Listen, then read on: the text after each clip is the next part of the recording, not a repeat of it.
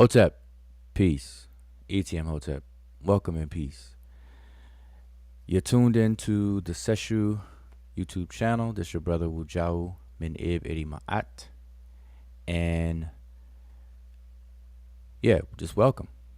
Welcome to Kemet and Chill. Afternoon Kemet and Chill. Just decided to go live just to have a brief chill session, open discussion, Q&A, see what you all want to talk about. And by you all, I mean, whoever is tuned in, got some free time, you want to hang out, we could chop it up a bit. Nothing too heavy, nothing too light. So just going to chill and monitor the chat, post a link, panel link, whatever you want to get into, we can get into it. All right. Doing this, taking a break from the work I'm doing. So I figure, hey, normally I would take breaks and do study breaks and things or something, something of that nature. So I figure, might as well go live and we could study together. We could talk about things together. So what's on your mind? What are you currently studying in relationship to Kemet, that is? Anything that could be tied into ancient Egypt. Yeah, let me know. Talk to me. Tell me something. That's what he used to say. Talk to me. Tell me something.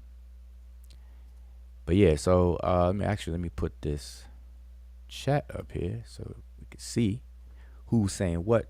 Shout out to everybody who's tuned in. Appreciate anybody jumping on board, hanging out. Got some free time. Maybe you are having lunch or taking a break as well.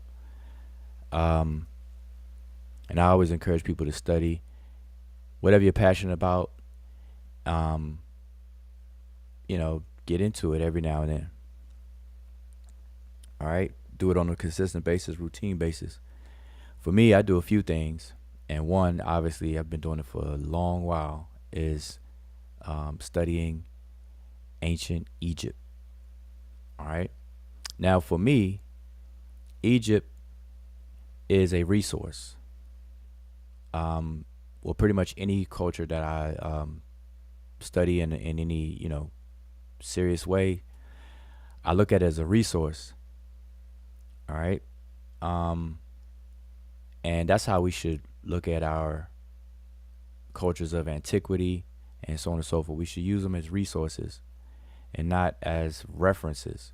People use these things as references to make points in fussing matches. That's pretty much all we see. We see people, will want to argue with someone, and then to support their argument, they'll just go seeking out anybody that agrees with their argument outside of them, and then bring them to the table to argue against their opponent. And so they're just using things as references to win arguments or try to win arguments and things. But we got to really graduate from that.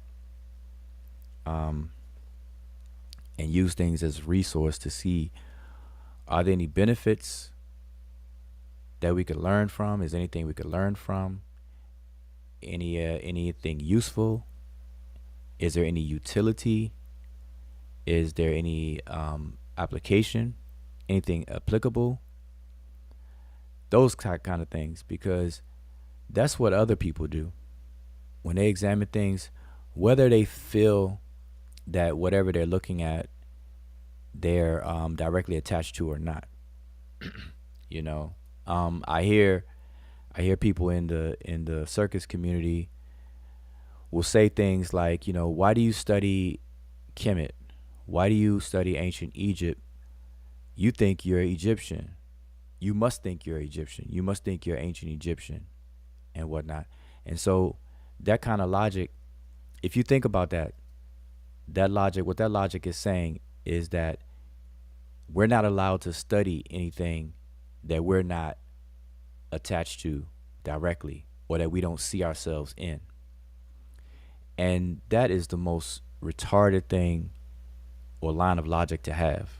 Because if that were to be consistent, then that means we wouldn't study anything outside of ourselves. We wouldn't study things in the forest, things in the ocean, pathogens, and everything, because we're not them. You know, we're not dogs. We're not fish in the ocean. We're not salmon. We're not certain plant life, but yet we have a whole field of botany. We have a whole field of virology. We have a whole field of bioevolutionists who study these things. But on the side of what we're talking about, though, there's a field, a very broad field of cultural anthropology. And whether you belong to a culture or not should not be the bar or that which prevents you from studying something.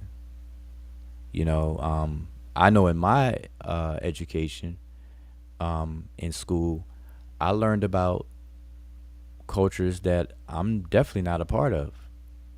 Greek culture, which is was pretty cool.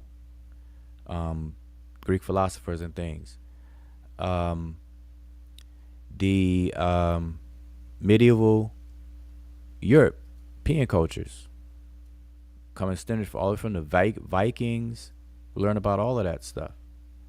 But in order to learn it, I didn't have to be a Viking. So anyway, on this, you don't have to be an Egyptian or even think that you're an Egyptian to study it. So don't allow people to question that or to even bring that kind of retarded backwards logic into the conversations at all. Stop them in their tracks when people do stuff like that. You know. And then the reality is, so it doesn't matter. So if a person thinks they're ancient Egyptian or not, it doesn't matter in terms of studying ancient Egypt. You don't have to believe you are them to study them. You don't have to believe you are Dogon to study Dogon. You don't have to think that you are Ghanaian to study cultures in Ghana or Yoruba in Nigeria, etc., etc., etc. All right, so don't let people limit you like that. All right, and so anyway, the point is use these things as resources, not so much references. But anyway, I want to hear from y'all. I want to see what's on your mind. I'm looking at the chat. Shout out to Teddy Wasamat Ra Saneferu, Vyasa Hotep, Sadiq. Yeah, Sadiq. So I see you in the chat, and I know. Let me know if you still wanted to have that discussion later on. So as of now, I know we're still on. So just let me know if anything changes, and we'll go live. So just so you all will know, we're gonna go. Well, let me hear from Sadiq first. I'm about to make an assumption here. Let me let him. Let me hear back from him first. Shout out to Fi Lightentis, Aaron Edwards, Hotep, Fitz is all the way in the UK, all the way in the UK. Yes, indeed. Damo, Hotep, Zozer. Even though I see you spell it Dozer, so I'm assuming that is Zozer, but you can correct me. Niwasara, conscientiously aspiring. All right, I see what you did there with the spelling of your name. Jed, what is that? Oh, Jed Imunk, Hekara, Hotep.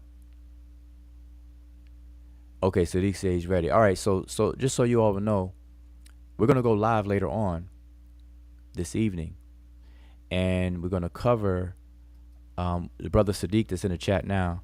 He's gonna share some information, and we're going to have a conversation about whatever he shares, and I'm just gonna let him share, and we're gonna go in on whatever he shared. I don't even know what he's gonna say. So it's going to be real time sharing. Sharing is caring. All right. Okay, and Christopher with us. Hotep. All right. So listen, I mean, we just chilling. Kemet and chill. Kemet and chill, open discussion. So, matter of fact, let me post the link. Actually, Emicat already posted a link. Let me pin it to the top. Make sure it stays put. All right. So yeah, I want to hear. I want to hear from you all. Questions, comments, criticisms, corrections, whatever. Bring it all. I got a little time. I have a little time. What are you studying? What are you hearing? What you know? Anything that you suspect is some great information, or things that you suspect as straight pseudo information. Um, that you want to ask about, clarification about, or whatever the case is. All right, so we're gonna go through it. So that's what I want to deal with. All right, so we got Aaron Edwards. In your opinion, is studying Kemet the equivalent of voting Democrat as far as getting someone from it that we can build on? Wait a minute, let me see if I understand that question. In your opinion, is studying Kemet the equivalent of voting Democrat as far as getting something from it? Oh, I'm sorry. I'm totally misread. I got too many things on my screen. As far as getting something from it that we could build on. That's an interesting way to ask that question, because you're gonna open up a can of worms with that question, number one. But I'm not gonna open the can up. I'll just hold the can. So listen, what the answer is, you get out of something what you're willing to put in and the work you're willing to put into it. And that goes for both of the things you mentioned. Studying Kemet, it depends on what you're putting into it. Will determine what you get out of it. And likewise, voting in elections, the same thing. Because now if we drill down, this is different, because voting, people have a misconception of the voting and the election process and politics, period. They don't understand that there's an exchange. You don't vote just to vote. You vote for an exchange. It's an exchange that needs to happen. You vote for policies and protections that you and your community are in need of or have interest in. You vote towards your interests, and you hold these people accountable for whatever, regardless if they call themselves Democrat or Republican. I mean, you get into the different parties and whatnot, and I'm sure everyone who's taken civics in school should know by now that the Republican Party and the Democratic Party, as of today, was 180 degrees flipped. Like, the ideals of the Democratic Party today and the ideals of the Republican Party today were actually in reverse in the past. Like, when you walk backwards through the timeline, you'll see that there was a flip flop. There was a switch that happened. There was a crisscross that happened. And in terms of African Americans have historically voted Democrat and have been bamboozled because of the promises. But we don't understand politics to the extent that we need to. But anyway, I don't want to go down that road talking about that. But back on the studying of Kemet, using Kemet as a resource, there's a wealth of things that we could learn that's actually applicable. Now, I'm saying that with confidence because I've been studying for a very long time. I've been teaching the Egyptian language for over a decade now. That's over 10 years now. I've been studying it for longer than that. The culture, that is. I've been studying it. And what I realized very early in my studies is that I'm not going to get anywhere with this culture and learn much about it unless I learn the language. Because language is the DNA of culture. I can't stress that enough. You're not going to become intimate or get to know any culture that you want to study and examine without studying a language.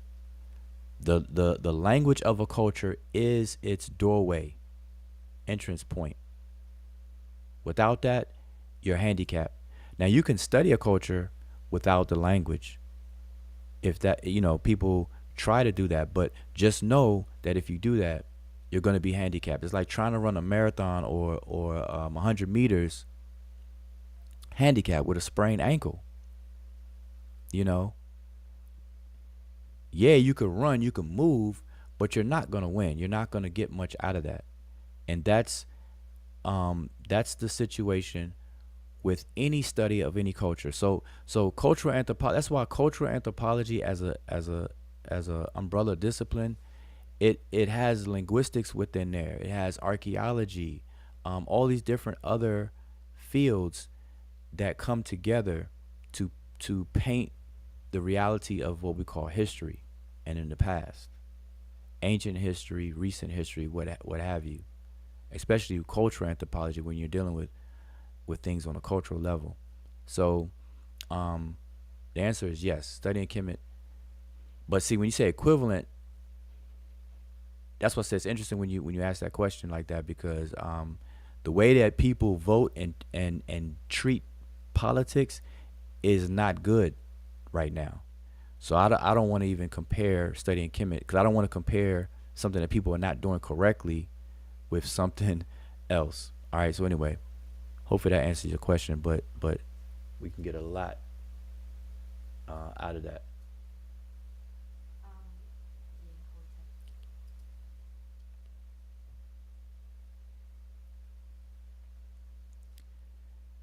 All right. So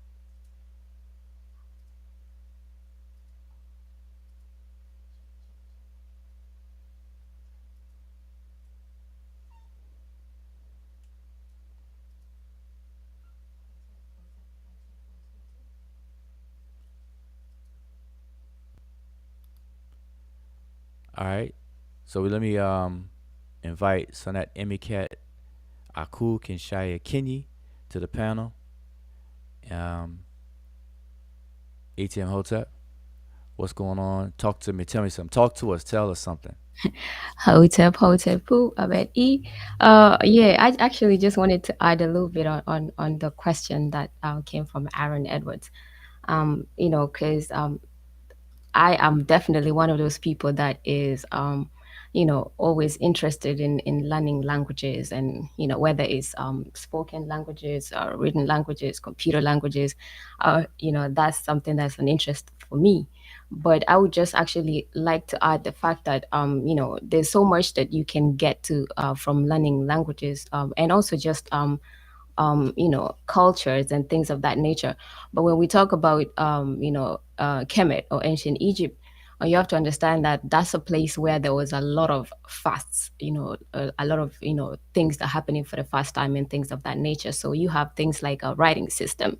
And then you have, things of sort like religion. You have politics when it comes to administration and administration that was very successful over a long period of time. You have engineering, you have literature, there's so much going on. So there is a vast, it's a big well of resource for diverse interests for anybody. It doesn't have to be, it's not a one directional thing. So you'll find most people will find themselves studying the language from coming from different entry points, and that's because there's of that wealth of resources and that is attached to Kemet. So that's one thing that could actually benefit some people, because I think most people tend to focus on how does that help us. When they say help us, the us becomes the black people, but not everybody is thinking about, obviously you can't help a collective of people without helping yourself first.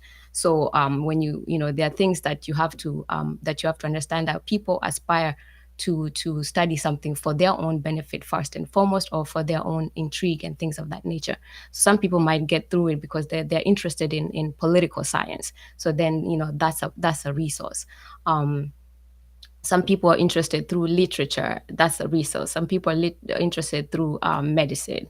That's actually a resource for that. So it's endless. And I wanted to say that just on the point of studying language, in that sense, is that there's a lot that comes in. A lot of benefits that you reap from studying languages. And languages, when you do that, it helps you understand human nature first and foremost, because you're actually studying a way that other people communicate with each other, whether it's the present or whether it's the past. So you going into people's psyche and understanding their worldview. So it helps you understand human nature better. Other thing that it does help with is problem solving skills. Language has been known to actually be great for problem solving skills. It's a memory booster. Obviously, you have to start studying a system of science that people use to communicate with each other, and you have to memorize these things, or put them into your consciousness, where you can actually not just put them and leave them there for to rot, but you put them there and you actually use them, so it becomes a practical thing, a usage thing. So it helps with memory boosting. There's also this thing called divergent thinking. So when you speak different languages or things like that, or learn languages, or even just learn writing systems, because some people just focus on the writing systems alone. That kind of helps you to switch your brain in different areas, so you become good at actually solving problems, or thinking of multiple solutions of solving a particular problem. And then also there's things like communication skills. So those are other things. So I'm just going to say that there's a lot of benefit when it comes to learning what learning languages, like Sesh, Netcher, and Rani, Kemet, or just any other language or any cultures, African languages, whatever it is. There is multiple benefits that you can get from it. And most of the time you will see people who will actually try to discourage people from doing that. But and it's weird, because these are actually old people. When I say old, actually the best word would be saying mature people, and then there's also old people. But in this environment we're in, it's not teenagers first and foremost. So it's people who've actually probably tried to study and failed at some point. So some people would actually prefer for other people not to excel at what they failed at. So this is where you'll have the discouraging factor coming in, where it's like or you're studying this because you think you're that, and people always project. So probably in their mind the only reason to study something is because you are that thing. But for other people it's a whole lot of different reasons that come into it, and some of them like a hard put in. All right, all right. So hopefully y'all got that. So again, Hotep, peace to everybody tuned in. Appreciate everybody tuned in. This is an episode of Kemet and Chill, open discussion Q&A. Me myself, I'm taking a break from the work, my work for today, and instead of taking time out to study on my own or whatever, I figured we'd go live and we can all chill and chop it up together. All right. So I think so I'm just going through the chat, paying attention, and taking some questions, comments, corrections, whatever the case is, whatever's on your mind. Speak your mind. Talk to me. Tell me something. So the panel link is in the chat and it's pinned to the top. So if you want to come on the panel, you're free to do so. But I'm going to just monitor the chat and just work my way down. So if I see any question or comment that I need to address or whatever, that's what I'm going to do. And Emmy Cat, since you're also here with me, if you see anything to stand out, let me know. Okay, so we got a question on the screen. Conscientiously aspiring. How important is it to study Kemet science in conjunction with the language? Is there a difference? Well, yeah, there's a difference. There's a difference. Yes, there's a difference. But it's important to study the language so you can get access to the science. So remember what I said earlier, and he probably asked this question before I said what I said earlier. In order to get to know a culture, you have to do it by way of its language. That's it. There's no way around it. There's no shortcuts. There's no microwaving it. There's no shortcuts. Now, I don't mean that you gotta take a college course and get a bachelor's degree, master's, or PhD in Egyptology or in the language, but you have to make the effort to learn the foundations of the language, because you're gonna have to acquaint yourself with the Egyptian um, culture by way of what they left behind.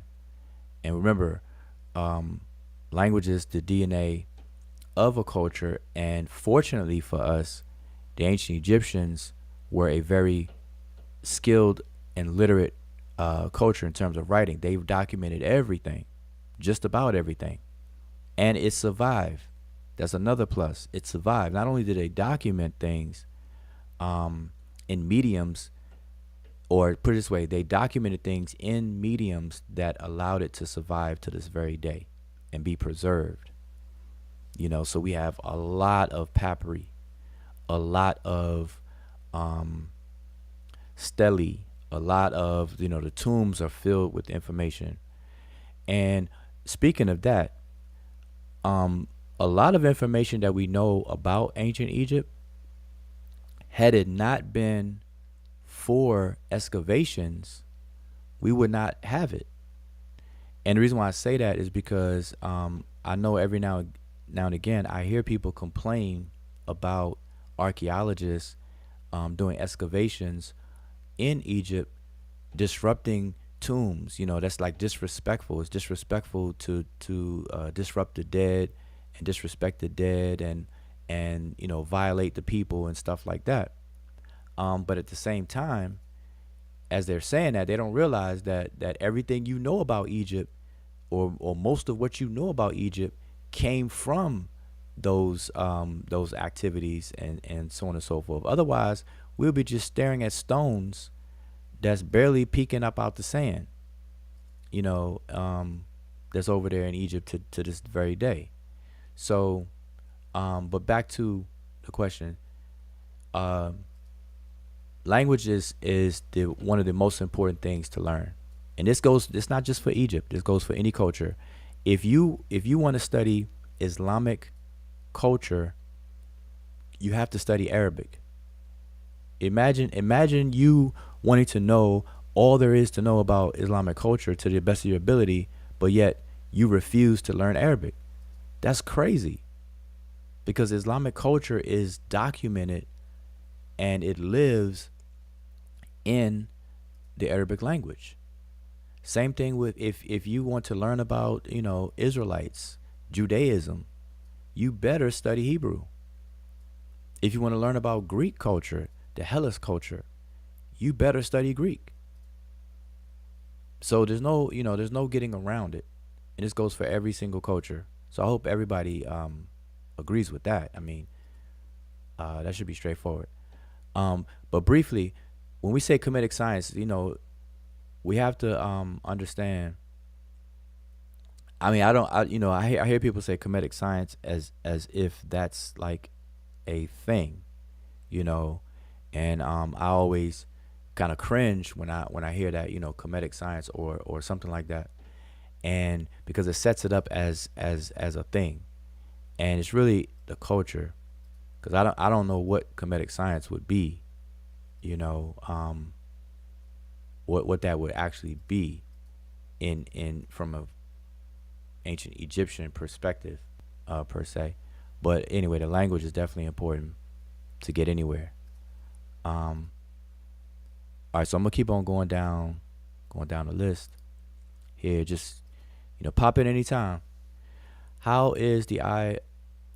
How is the eye of Ra, or what did the ancestors teach of the symbol and its role in science? Okay, I'm not quite sure I understand the question, but I'm gonna do my best. Um, how is the eye of Ra, or what is the eye of Ra? I'm assuming you're saying what is the eye of Ra, or what did ancestors teach of the symbol and its role in the science? All right, so please understand this. This is for everybody. That um, along with learning the Egyptian language, if you're studying Egypt and learning any language for any culture that you're studying, um,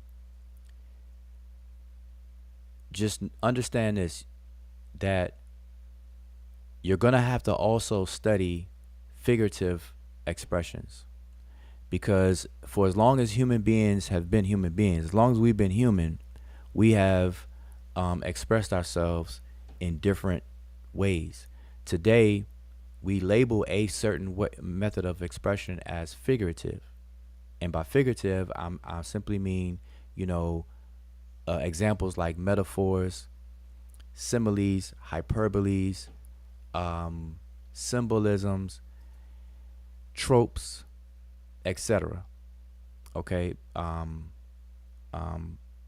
personifications. All these are forms of figurative expressions, literary devices. Now, the further back we go in antiquity, the use of figurative expressions was way more important and very critical. Today it's less important and less critical, although we still use it quite often actually. Poems, hip hop is full of, you know, figurative expressions, and our everyday conversations we use figurative expressions. But when you walk backwards in time in antiquity, the use of figurative expressions was vital, critical, and important for life and death. Because remember, writing is only roughly about 5,000 years old. That's it. Human beings, Homo sapiens sapien, we've been around for roughly 250,000 years, give or take. 200 to 300 depends on who you're dealing with. So 5,000 years compared to 250,000 years, writing is as if writing happened yesterday. And so in the history of humanity, writing is a newborn. And so you have to understand that in order for human beings to survive and to communicate and to build on a body of knowledge without writing, you had to do it orally, verbally. And so you had to have the ability to document your knowledge of your day and time within the same mechanism you're using to do everyday communication.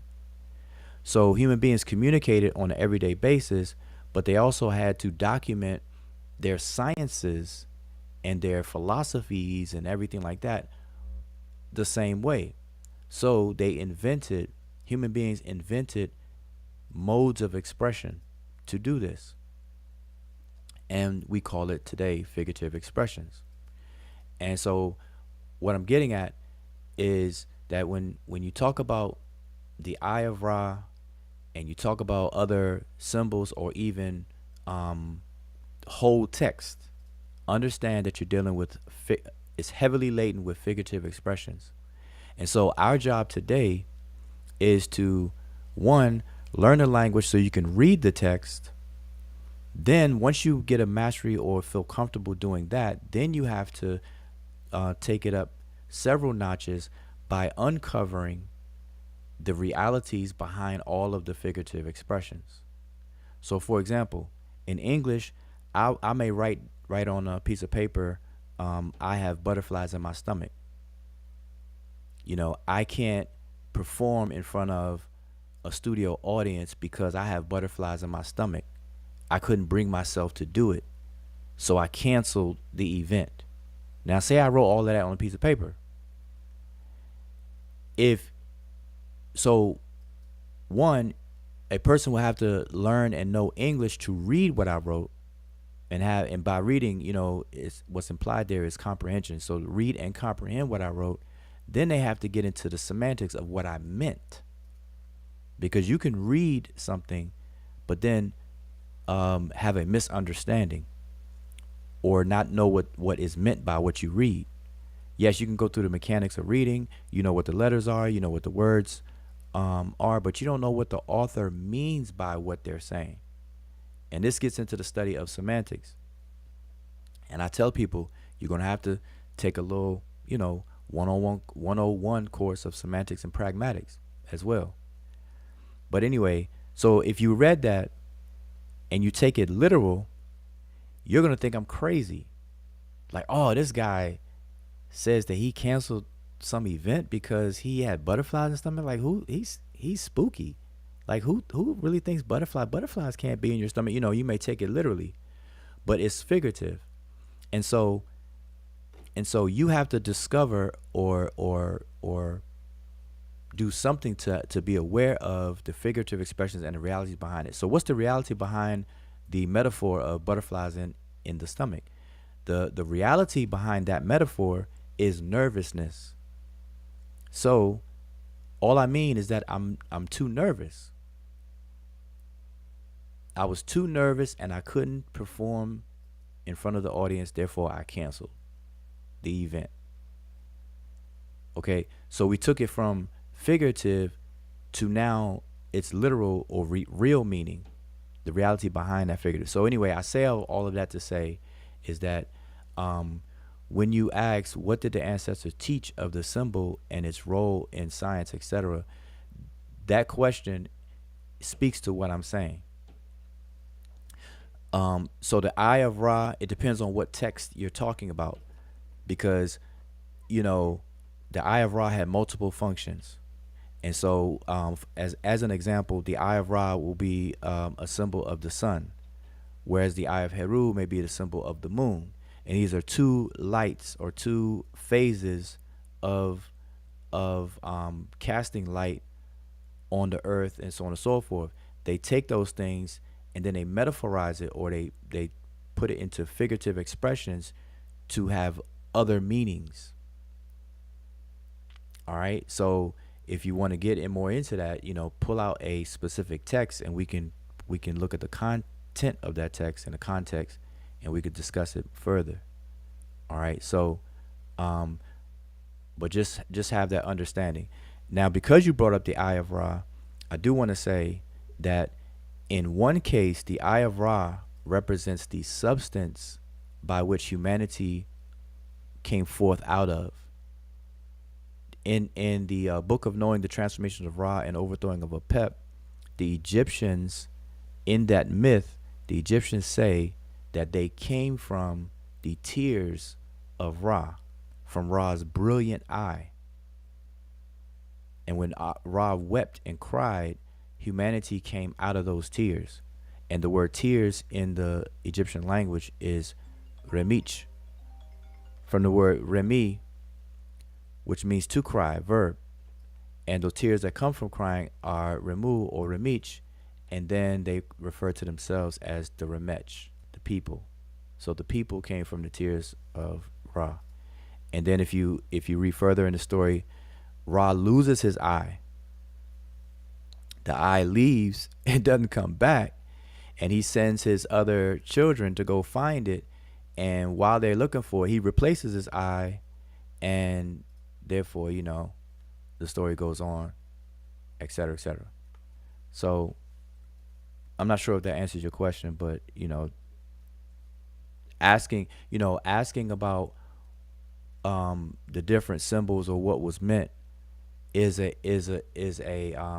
job to do, because you have to have that understanding of the figurative aspect of what's on the surface, but then you have to get to the reality behind it. All right. And I can give many examples of that, but I'm just going to try to keep going on. We can come back to that. So I'm going to keep on going. Zoza says, is there a primary source on the 42 laws of Ma'at? Yes, there is. The Ra'uniyu Puret Emheru is one such source, aka the Book of the Dead. So if you want to see what people are calling the 42 laws of Ma'at, look in the Book of the Dead. All right. They're listed, they're in a list format where a person declares their innocence. And those declarations of innocence from these different taboos or what have you, people count them up to be 42, and they call it the 42 laws of Ma'at. So if you're looking for a primary source, it's in the Book of the Dead, more appropriately called Ra'u Niyu Puret Imheru. Ra'u is the word for utterances. Niyu is of. Ra'u Niyu Puret, coming forth, to come out of something. um, M, and then Heru, in day. Heru meaning lay, day, literally the light of the day.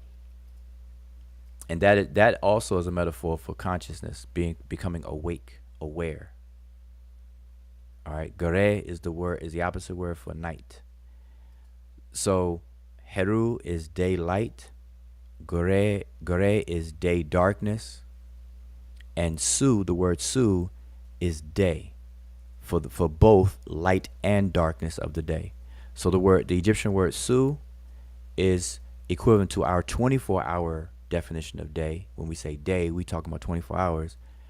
The word Heru, in that sense, is equivalent to our Egyptian word day, meaning daylight, and then Gare is equivalent to our English word night, nighttime, darkness. All right, but anyway, so that's the book though. Now, if you're talking about, well, you can clarify because I don't want to assume anything, because you may be really asking, um, the origin for the 42 laws of Ma'at. Because I know when people say primary source, they really mean origin. So you can clarify that. Been watching y'all videos last week. Great work. Enjoying. All right. Appreciate it. Jay Shooter. Appreciate that. Yeah. Feel free to chime in. Jay Shooter. Hey, you mentioned you could go over the Book of Gates in the series. I vote please do. All right. Yeah. We're going to do that. We're going to do that. Yep. We're definitely going to do that. The Book of Gates. But listen, before we do that though, the reason why I haven't done that before, in all of this time, we haven't done a video. I haven't done a video. I would just bring it up and talk bits and pieces, is because there's prerequisite information that people need to know to really understand it. So I will only do that to people who are serious about that.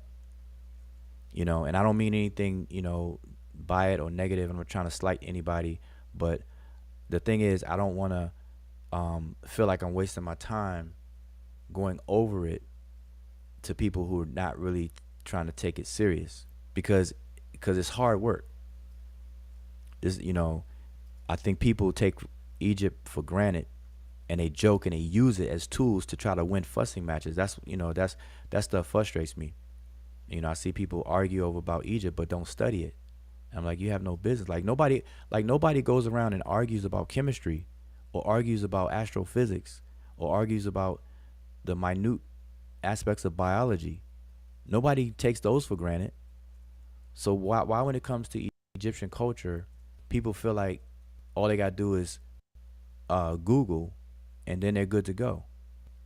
Imagine somebody trying to argue on a serious level, Googling everything about astrophysics, quantum mechanics, and all those things, string theory. So people need to really, really respect the study. Even if you don't like what you believe about Egypt, so what? If you don't like it, then don't deal with it. You know. All right, let's keep going. I'm just trying to go down.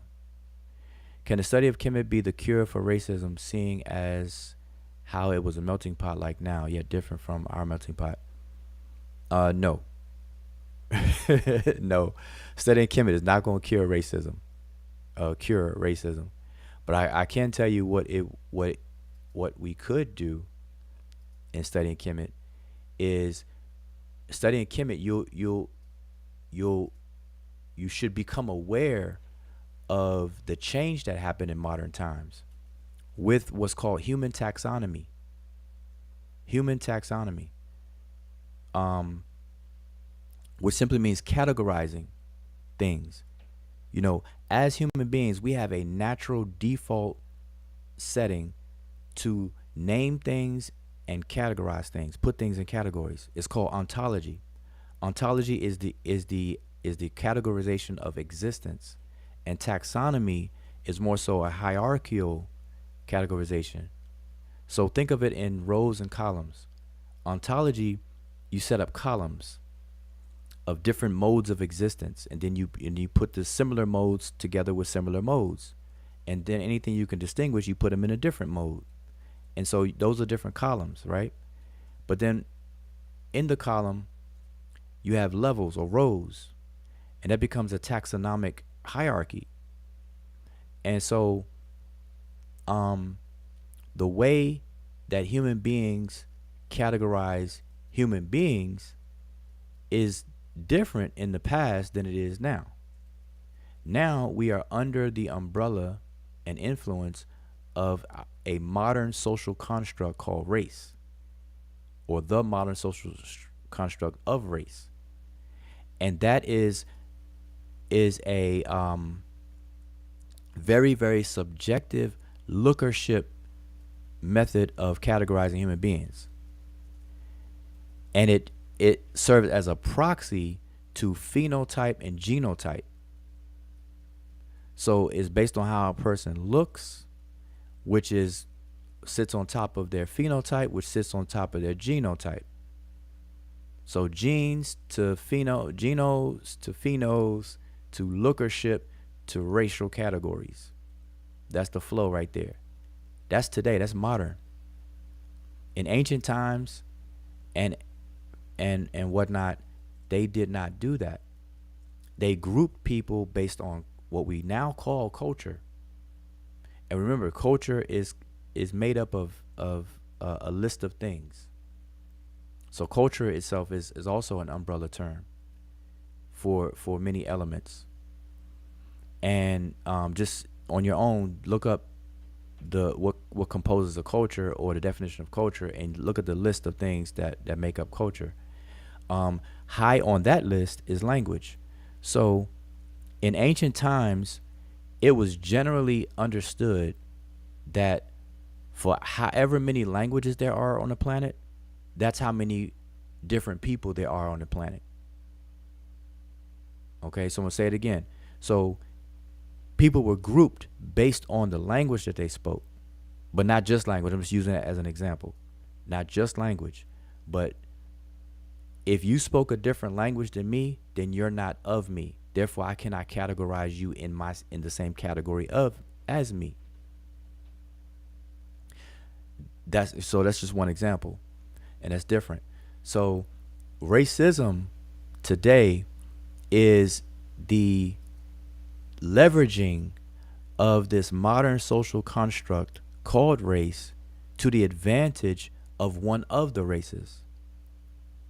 That's what racism is in a nutshell. And it's designed that way. It's designed from the inside of that paradigm to operate that way. And so what will cure that for us is if we don't play that game. And by not playing that game, I don't mean be naive and act like racism don't exist. That's absolutely not what I'm saying at all. Racism definitely exists. But what I'm saying is don't fall for the banana in the tailpipe. Don't see things through the lens of race. Once we can do that, then we can deal with racism as it is. Like for real. Because right now we're playing games. Right now we're all we're doing is complaining. We're seeing racism and we're complaining. We're seeing racism and we're complaining. It's all we're doing is complaining. Complain, complain, complain, complain. But the moment that we stop looking things through the lens of race, period, then we will free up our minds and energy and activity to actually combat real racism, combat racism for what it actually is. So that's how you do that. But now studying Kemet is will allow you to see, one, that an ancient Egyptian, what makes an ancient Egyptian had nothing to do with skin color or our modern notion of race. Our modern concept of race did not exist in the consciousness of the ancient Egyptians or ancient people, period. Okay? The beginning of that, and it wasn't even for negative reasons, was with the Hellas, the Greeks, when they described people they encountered on the continent of Africa as Ethiops, which means burnt surface. Comes from a word for burnt surface. People say burnt face or burnt surface. Darker people, and people leverage that to discriminate, to say, okay, because you're dark, we're gonna put you all in this category, and now we're gonna do something with you. And then you get racism, where people say, okay, because you're in that category, you're less than me and us, therefore we can do with you as we please. And you got transatlantic slave trade going on, and all across the world, where people of darker skin catch hell more so than other people on the planet, because of this global ideology that darkness is less than. But anyway, sorry, I'm not trying to stay on these questions so long. But hey, I'm just chilling. So anyway, I appreciate everybody chilling. It depends on what y'all ask me. I could share something, um, show something, demonstrate something, share something, whatever you want. I'm just going down the list. So I'm taking my cue from everybody in the chat. All right, taking my cue from everybody in the chat. I'm gonna speed things up because I'm sure I'm missing a whole bunch of comments. I'm way up here. So I'm gonna get straight to the questions if I see one. That's right. Only it's a resource when it's a consensus between the experts. No, that's right. Only it's a resource when it's a consensus between experts. Um. Well, a resource. Period. The facts on the ground. Whatever comes out in the wash when we apply the proper method, whatever comes out, look at it, examine it. Is it applicable? Is it not? Should we put it in the closet? You know, Even in your house right now, you have things that you own. You got things that are right there in your face all the time, but then you got things in the garage or in the attic or in the basement sitting somewhere, but you don't throw it away. You keep it, right? Use it as a resource just in case, whatever. So same thing with information. All right, try to keep it going. Great health benefits from learning new languages, brain health. That's true. That's true. That is true. That is true. Thank you for your opinion. And all right, no problem. Hotep Mika, I'm going down the list, y'all. And I don't want to sound like I'm rushing, but I feel like I'm way behind on the comments. And plus, this is a break for me, so I'm just trying to get into something, But I'm taking my cue from you all. You all in the driver's seat. I'm a passenger. All right, I'm a passenger. And Cat, I don't know where you at. Where you at in the car? I call a shotgun. I'm in the passenger seat. Where you at? Guess I'm in the back seat. Cat's in the back seat. So y'all are driving, all right? Y'all are driving, and this is definitely not the short bus. All right, this is not the short bus. This is some luxury. This is a luxury vehicle here. Right, cruising. Okay, I have two questions. One, did the so-called Nubians primarily make up the Medjay, and were they considered Egyptians or Nahisi? All right, great question, Jay Shuda. The answer to number one, to answer number one, I got to explain something very quickly. There is no such thing as Nubians in that sense. A Nubian is simply a person who is from the area that scholars have deemed Nubia. It's a region, and it's no different than how we use the term Middle East. So if I call someone a Middle Easterner, all I'm saying is that they live or they're from a place within that region we call Middle East. But that's it. That's as far as that. That's how useful that is. That's the only use that has. And so to have any more usage, I would have to be more detailed. I would say, okay, I'm talking about a person who is an Iraqi, meaning that he is a citizen of Iraq. Iraq is a country. The country is in the region of the Middle East. Okay, so hopefully you understand that. So Nubia is just an arbitrary region of an area, and that area consisted of southern Egypt and northern Sudan on our maps today. So a Nubian can be an Egyptian or a Sudanese today. A Nubian could be an Egyptian or a Sudanese, meaning that it could be an Egyptian citizen, a national, or a Sudanese national, or Sudan national. All right. Now, to get to your question, did the so-called Nubians primarily make up the Medjay? The Medjay or Medjay is located in Ta-Nehisi, which scholars call Nubia. So all of the Medjay, in that sense, would be Nubians. Because remember, Nubians is just people from that area or lived in that area. That's it. So that's the first question, number one. And then two, and were they considered Egyptians or Nehisi?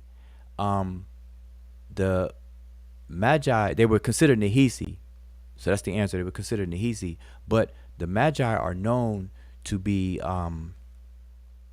archers or very good at fighting and war and soldiers and war tactics and things like that. So much so that the word Magi had a semantic shift to mean bodyguard or guardians or vanguards. If you look up the word Magi and how it's used in the sense of guarding something, being vanguards, being protectors, and they protected the Valley of the Kings from the grave robbers and stuff like that. Sometimes they did a good job, sometimes they didn't do so good, but they were part of the army, and so on and so forth. But they were considered Nehisi, being that they were from the region the Egyptians called Ta Nehisi. Okay, so hopefully that cleared that up. Now, mind you, these are not races. So I know you didn't mention skin color and stuff like that, but people tend to talk about this kind of stuff with skin in mind and DNA in mind and all this other kind of stuff. These are particular ethnic groups of people. Okay, so the Magi are Nehisi, only because they come from the region of Ta Nehisi. All right, now, like I said, scholars call that area Nubia, which I say we need to throw it in the trash. All right, let's keep going. Oh, June, super chat. Yeah, you know what? I forget that we even have super chat, and so I appreciate any super chat or cash app donations and things like that. We don't solicit, and even and I even forget that we have it. But I appreciate it because when people do donate and do send cash app or whatever the case is. I mean, nobody sent cash app before, but on the super chat donations, what we use them for is we buy books. As a matter of fact, where's the book I got? With the it helps buying books, I should say, because it's not like we don't solicit the super chat enough to get donations to buy, to go book shopping. But like for example, I know y'all can't see this, but I'll probably post a picture of it up. I got a hardback book. Let's see how many pages this thing. Oh, and it is backwards. This is page. Wow, I gotta go the other way. This book is written from the Hebrew perspective, so you read it from the back cover to the front cover. Goodness gracious. Well, anyway, it's over 600 and some odd pages. It's hardback. It's a hardback cover book, and it's called Ki Baruch Hu. And its subtitle is Ancient Near Eastern Biblical and Judaic Studies in honor of Baruch A. Levine or Levine. And that is a book that we recommended for years for people to get if you're interested in wanting to know about the name Kemet. Why did the Egyptians call the country Kemet? And when did they do it? And people hear me say that ancient Egypt was not called Kemet until the 11th dynasty. Well, if you want more information on that, you get this book. All right, you get this book, and I'll pull it up on the screen. But anyway, so I say all that to say is that when we get super chat donations and stuff, we spend it on books. And I'm gonna start posting them so that people could see that that's what we do. We reinvest into the knowledge and in the research. But we haven't solicited super chats, so it's not like we are swimming in donations and then we go book shopping. So, but we need to, and I'm gonna start doing that. You know, and that's another thing. It brings up this other thing where people think that, see, and that's how people downplay studying, because people want everything to be free. They're like, oh man, why you write a book? Why you charging money for a book and whatnot, or this and that, for books? And only people that say that is people who don't respect and understand scholarship at all. That's almost like saying for teachers should work for free, and they almost are. Like, teachers are so underpaid in school. School teachers are underpaid, and every school teacher will tell you so. You know. So anyway, appreciate that, June, for reminding and that. All right, let's keep on going. Talking about the images of the Book of Gates, do you think the ancient Egyptians in the tomb of Ramses III were revealing the real Egyptians? No, brother Tony. The Egyptians at all times revealed the real Egyptians all the time.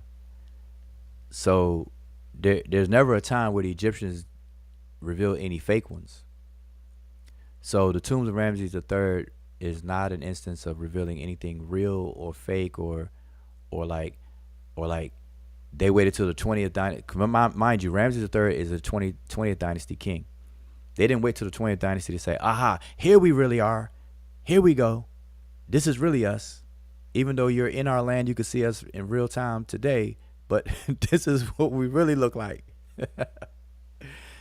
No, that didn't happen. It's like the other times they were like, we were just fooling you the other times, but this is the real us. We just finally made up our minds. Exactly. Like everywhere else for 3,000 years, we faked it. But in this one tomb, in this one instance, in all 3,000 years, we're gonna pull the mask off of our face. We're the aliens. We're really from Zeta Reticuli, or Alpha Centauri. You know, that's who we really are. We inspired the movie Stargate. That's really us. That's real. It really happened. Nah. Um, let's keep going. Keep going. Keep going. Modern science has no relationship with the Eye of Ra. Oh, I guess Fitz is making that statement. All right, but now let me say this though about the eyes. The Egyptians used the visual representation of an eye in mathematics for fractions. All right, so I do want to say that. Let's see. Let's keep going. Jay Shooter, and I'm going down the list. I'm trying to speed it up a bit, but I don't want to rush. Okay, yeah. So I'm gonna keep on going, and anything that you MK, if you see something that sticks out, let me know, I know I'm going slow. I'm slow, y'all. Forgive me. Do you think there's enough evidence to make the argument that the Abrahamic traditions are more than influenced by Kemetic traditions, but outright taken and remixed to suit their worldviews? That's a good question. Now, um, I don't make those claims. I've heard claims, people, Christianity stole this from Kemet, or Christianity was stolen from Egypt, or this was stolen from that, this was stolen from that.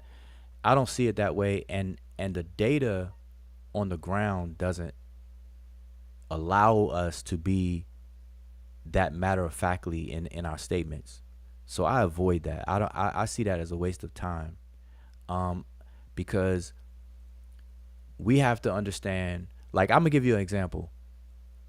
At one point, the scholars, the intellectuals among us, believed that writing has only a single genesis, meaning that it was created one time and then spread everywhere else around the world. But then through data and through learning and through time of excavations and just gaining more evidence, they now know that writing has multiple genesis points in terms of writing. Um, and so to make definitive, and I say that to say that certain concepts are shared by all humans once you get behind the figurative expressions of these concepts. All right? They're shared by all humans. Like, why do you think most, if not all, cultures on the whole planet have a cosmogonical story that we call creation story? We call it creation story. Why do you think so many cultures have a creation story? And because most human communities or populations and distinct cultures have a creation story, we tend to think that, okay, one creation story was invented first, and then everybody else borrowed from that one. Everybody else copied from a copy from a copy from a copy. Not knowing that once you really examine what the creation story is really all about, it is something that is embedded in human to describe and to be curious about where all things come from. How do things come into being? And every human population pondered that question and wrote about it. And they end up writing about it, not in the exact same way, but in similar ways, things that we can detect that are very similar to one another. But it doesn't mean that they copied from someone else and from someone else. You see, so I don't get involved with any of that kind of stuff. And then you have trade, migrations, and interactions between populations in antiquity, and even today is you definitely can't make those determinations because we have international travel, internet, and all that kind of stuff. You definitely be lost today trying to figure that out. All right, so I'm gonna try to keep going. So I'm gonna try to speed this up. Keep going, keep going, keep going. Oh, I see we got brother Aziz Yes, sir. on the line. Yeah, feel free to chime in. I'm trying to get down in these chats first though. I know I'm behind. Like I said, I'm way behind. So let me try to fly Y'all through bring these. y'all were bringing up the Aya Ra. I was Okay. thinking to share something real quick. Um, if that's cool. Yeah, go ahead. It's like Yep. quick 30-second video. Okay. Um, Yeah, sure. all right, let me see, let me see.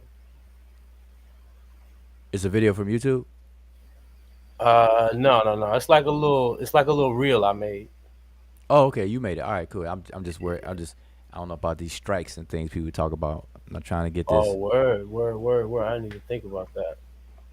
I'm not Can trying to y'all see get my any. screen? No, you got to share it. Oh, okay. You're not sharing yet. Why you do that? Let me just jump to this one. He says so the tears would be structured. He said the tears would be structured water. No, it's a myth. It's not literally. Well, your tears, like our human tears, are they have definitely have minerals in it, sodium, salt, and things like that. He said structured water. Um, but no, conscientiously, um, it's a substance. The point is the consubstantiation of everything. Where so let me just say this real quick. The idea of the creation from an Egyptian perspective is that there is no such thing as creation, or we would need to redefine what creation is because our idea of creation is an event that takes place in the past and then everything proceeds from it, leaving creation in the past. Whereas the Egyptians, creation is an infinite and eternal ongoing event of evolution, of evolving, of things coming into being, um, and interconnected and interrelated related to all things. So, with that being said,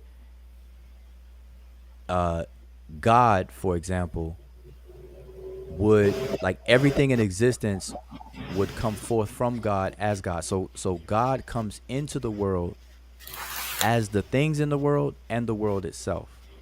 There's no separation where God is over there and God's creation is over here. God and creation are one and the same from an Egyptian perspective. And I'm only saying God and all that stuff to hopefully hit the points in everybody's mind. But but that's the thing. So everything proceeds forth from God as God in that case. So the whole tears thing, the whole sneezing. Because remember, Shu and Tefnut come forth from Atum, right? Atum coughs Shu, sneezes Tefnut, and Tefnut is moisture, Shu is air. So the air blast from the cough and the moisture from the sneeze is what produces Shu and Tefnut. But these are emanating from Atum, and then so on and so on and so on and so on. And people don't look at it that way. The word Shu, very word Shu means dry. The very word Tefnut is tif, which is to spit, which is moisture. All right. So anyway, but go ahead, Aziz. Oh yeah, I'm can sharing y'all the see my screen now. screen now? Yeah. I gotta take this chat off here.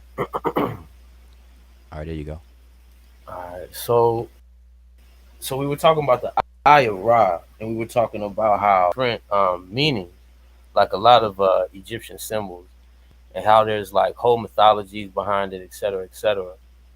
Um, Pairing that with the fact that there's also conversation about, West Africans don't really have, much to do with ancient Egypt.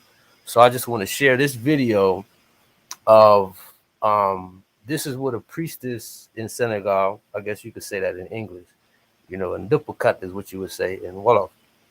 But when asked about the origin of Rap, which is a word for spirit there, um, this is basically an illustration of the answer she gave.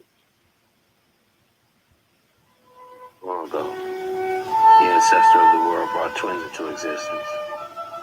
The first came out of male. The second kept the form of a placenta for a time, and then transformed into a serpent.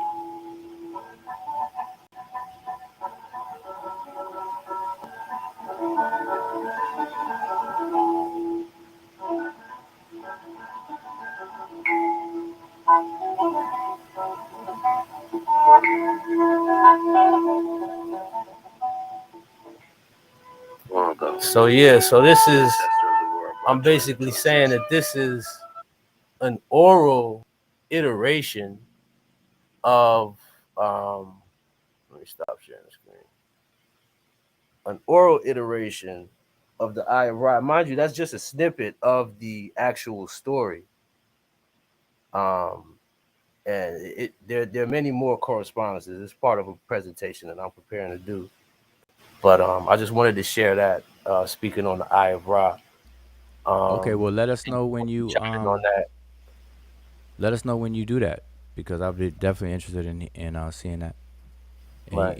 if you want to share it here or wherever, just let me know. Whatever. I'll showcase it That's a bet. definitely.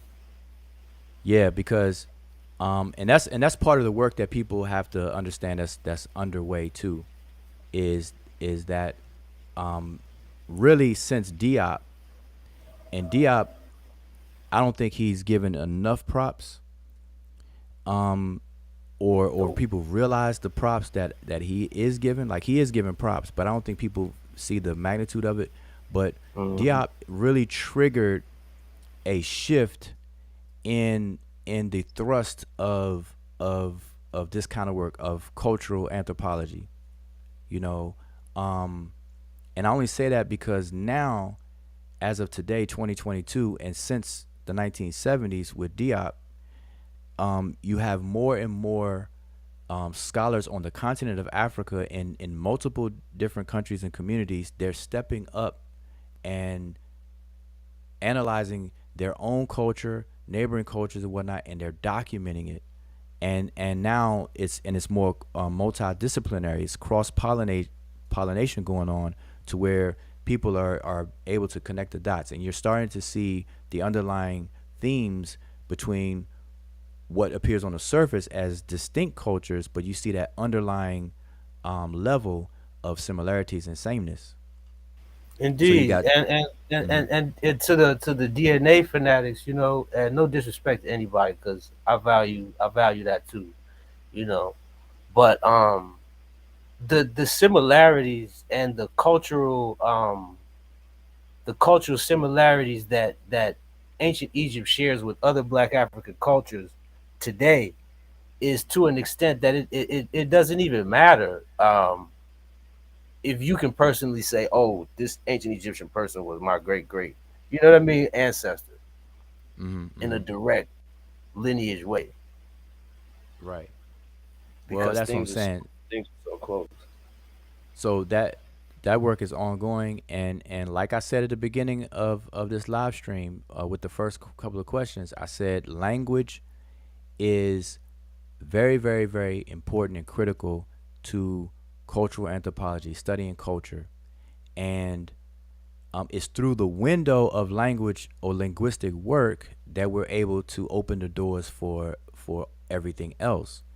And the scholar Jean Claude Mboli in 2010 wrote or published his work on African languages, using the historical comparative method, which is the method par excellence, the golden standard for Facts. determining the genetic relationships between languages to actually establish language families, not language phyla, but actual language families.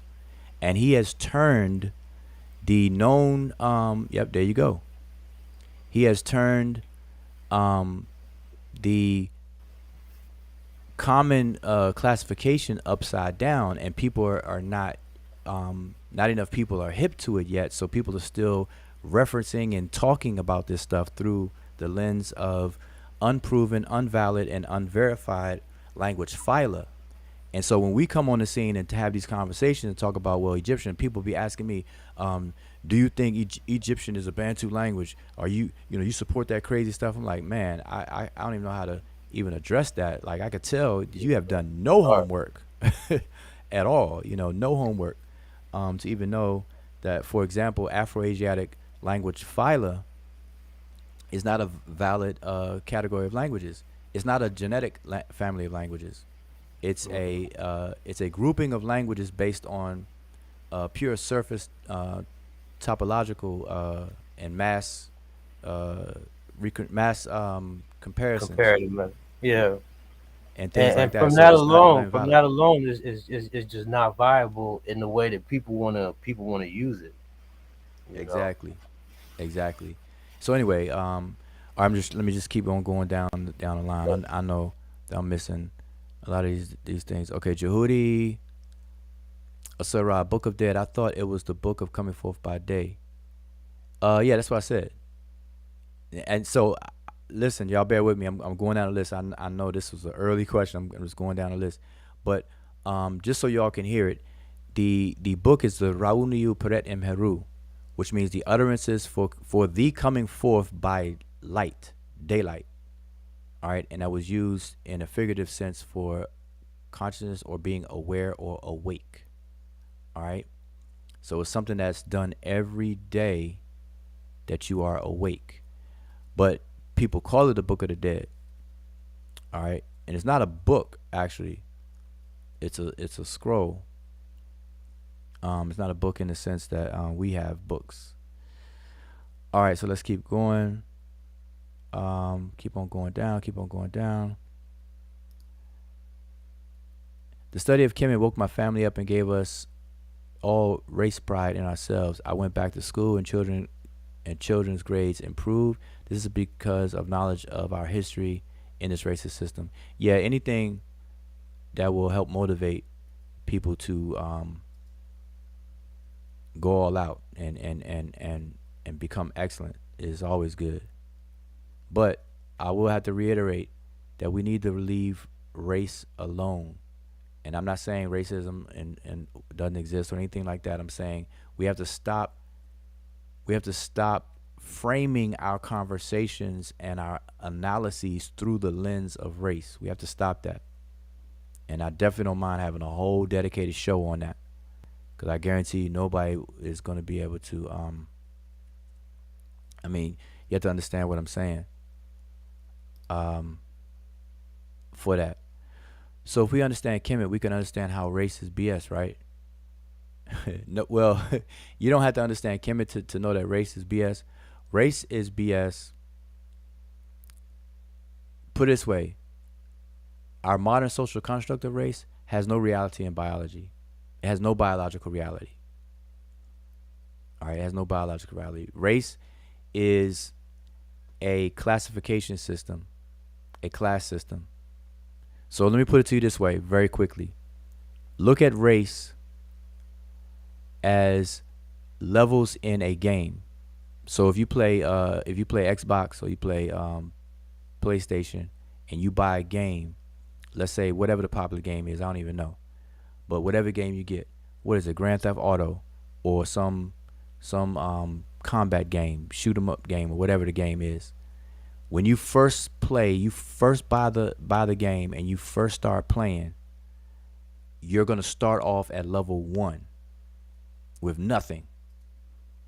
Just the fact that you in the game, they're gonna give you the bare minimum, you know. And as you play the game, the object of the game is to win or to get higher levels. And how you go up, how you gain higher levels or advance in higher levels is you got to do certain things in the game. You got to get more money, get more material items or whatever, collect this, collect that, kill this, kill that, kill this person, whatever, right? And so as you play, you're going from level 1 where you started, you go to level 2, level 3, level 4, level 5, etc. But you never want to stay at level 1. What's the point of getting the game if your goal is to stay at level 1? Well, race and its classification system is similar in that sense, where black is at the bottom, white is at the top. So us declaring ourselves, and I don't mean just use the word black, but us conceiving ourselves, conceptualizing ourselves as black and functioning, we remain at the bottom. Because here's the thing, and like I said, I can elaborate on this, and we could dedicate a whole show on this, because I could demonstrate and support everything I'm saying out my mouth. Nobody is really black, the color. Because you say, okay, is black a color in the sense of when it's used for people?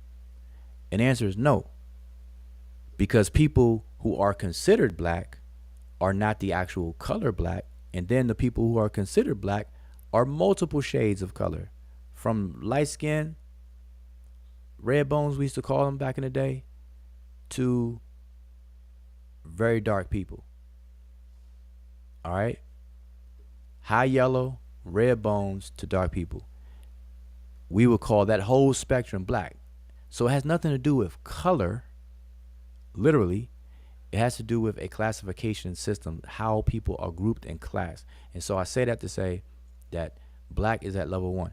So when you enter, you're at level 1. But do you want to stay there? No. So you should strive to be at the top level. The top level happens to be white. So if we were to switch the conversation to a game, you would tell me, hey, I'm at level 1, but man, I'm trying to be at level 5. I'm trying to be at level 5. But when it comes to a social conversation about how we interact socially, nobody who declares themselves as black, who self-identifies as black, is going to go around saying, I want to be white. I want to be white. And if you do, you're going to be seen as a sellout and an Uncle Tom, as people say. They don't really understand who Uncle Tom is. But they'll say all those kinds of things. They say, you crazy. What you mean you want to be white? Oh, you done lost your mind. See, they don't understand. They don't understand how this stuff works. So that's what I'm saying. Race needs to be analyzed and understood. But we don't have to study Kemet to understand that. Kemet will just, I guess, put it in your forefront, because you'll realize, wait a minute, the ancient Egyptians is not a race. Like, they're not a race. Yeah, it's interesting because you know that the concept of color or black and white is a modern Western ideology because no people we consider black would actually look at themselves and say and look themselves and then say I am black or I am brown or whatever it is, or in those color terms. And we know that because every time through history, whether it's in history or even present, mostly up until lately, um, every time people who are considered black had to identify themselves, the color term never came in. So you have things like I am Masai, I am Hutu, I am Setswana, I am, I am Yoruba, I am Igbo. You will find names, and those names will actually mean something. So it will not even be anything to do with color. That actually comes in from an outside perspective, and that's how you know that even us, especially in these discussions, when people are trying to figure out, did the rematch, look at the other people on the other side and say that those were black and the other people were white and or lighter. I don't even know. They never say white coming to the Asian side though. I don't know why, but or from the southern part it just sticks as black. But then you know that these people are just transplanting this modern ideology onto the rematch, because nowhere on the continent, nowhere, even where you had differences, where the indigenous people for of the continent themselves actually looked at themselves and looked at the other people opposite of them and actually used color terms to be like, I am white and you are black and things of that nature. It's always names of these ethnic groups, and that's how they identify themselves. All right, indeed. So what I'm showing on the screen, real quick, is related to this question. Sharp Spear says, "What happened in the 11th dynasty that birthed the name Kemet?" So earlier I had mentioned the super chat and stuff because I'm gonna be mentioning that because we should mention. I always forget about the super chat, but anyway, this book right here, Ki Baruch Hu, is a journal book. It's over 600 pages. It's hardback, and in it there's an article by an author scholar by the name of Ogden Gole, and he has like a 30-page or odd page article in this book where he breaks down um, the place name Kemet, the toponym Kemet, and the different names that Egypt was known as, from Tawi to Khenu to Tameri, Kemet, Simatawi, etc. All right, so this is a if you want to look more into that, definitely get this book right here, Kibarakhu, or even the article. If you get your hands on just the article, you don't have to add because the whole journal, it has other articles by other authors in it, and it deals with some Judaism and Hebrew issues and things like that as well. But that's where you would go. A very good source to deal with that information. All right. So hopefully that. Now, to answer your question in short, you have to understand that when a population of people move from the individual level of identity to more of a group identity type of situation, they do so in context or when the time is needed. And so in the Old Kingdom, ancient Egyptians weren't really messing with neighboring people as much as they did as time moved on and went on, in terms of needing a collective identity. And so by the time you get to the 11th dynasty, after the intermediate period, there was a need to and this sense of national sense of being and identity, and they started to refer to their place as Kemet, because leading up to that, of what the word means and things, because remember, Kemet or ancient Egypt is an oddball situation within a desert. So if you look at Kemet and was able to fly over Kemet, like if you were just able to freely fly over Egypt today, you would see like all this desert, all this bare stuff, desert stuff, very harsh areas to live in. You could probably live in these certain areas, but it'd be very hard. It'd be difficult. But then when you get to the Nile and to the left and right of the Nile, the closer you get to the Nile, all of a sudden you see this abrupt change in landscape, topography, geography, and everything. And so it was because there was access to water. And so Kemet, the place name Kemet, it means riparian country, or we would call riparian country today. So if you look up the word riparian, matter of fact, let's do this. Let's do this live real quick. Well, I don't want to. I don't. Let me get through these. I'm gonna come back to this. Let me try to get through these questions. But get that book though. All right, get that book. But somebody remind me. I'm gonna come back to that. I'll share. We could look up some stuff. Because once I catch up, then I have a feeling of where I am. Because I don't want to get behind on people. I don't want people to feel neglected. Because I'm looking forward to the interaction and the questions and stuff. And then I come up here and take forever on one question. Then that kind of defeats the purpose. Oh wait a minute. Let's get this question. Just asking, did Egyptians know the Earth was round because there's a depiction of a round Earth in the Egyptian section of the Metropolitan Museum?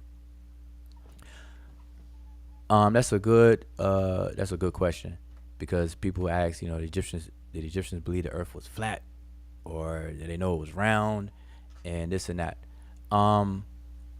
You're right though about the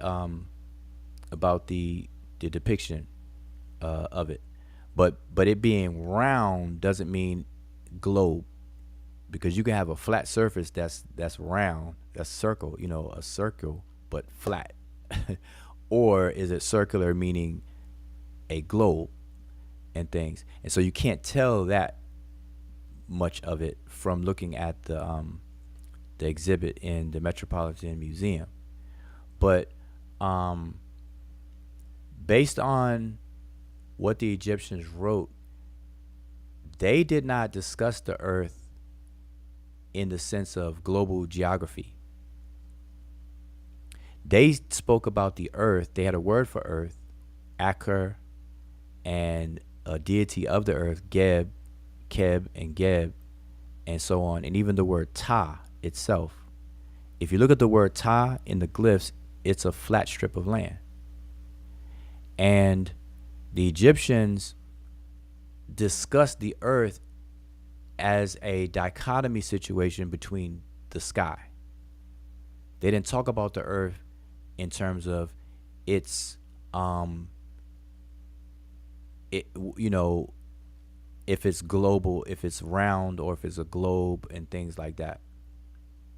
Now there's some work done on the words, the etymology of the words, with tracing it back to a word that deals with curvature and curves. So to that extent, we could say that they saw, they must have envisioned things as being curved. And I can imagine that being so because of the calendars and the tracking of time that the Egyptians are famously known for. They had at least two calendars: a religious calendar and an administrative or civil calendar. And because of how those calendars work, that they had to have an understanding of the way that the Earth moved in relation to the starry background in the night sky. And things like that, and the way the sun behaved. So to that extent, it's the only way I could really answer that question. But they weren't they don't explicitly say, hey, the Earth is a globe or round, like that. And if somebody does find something like that, bring that to me. All right, bring that to me for sure. Before I go on this one, American Dream, Hotep.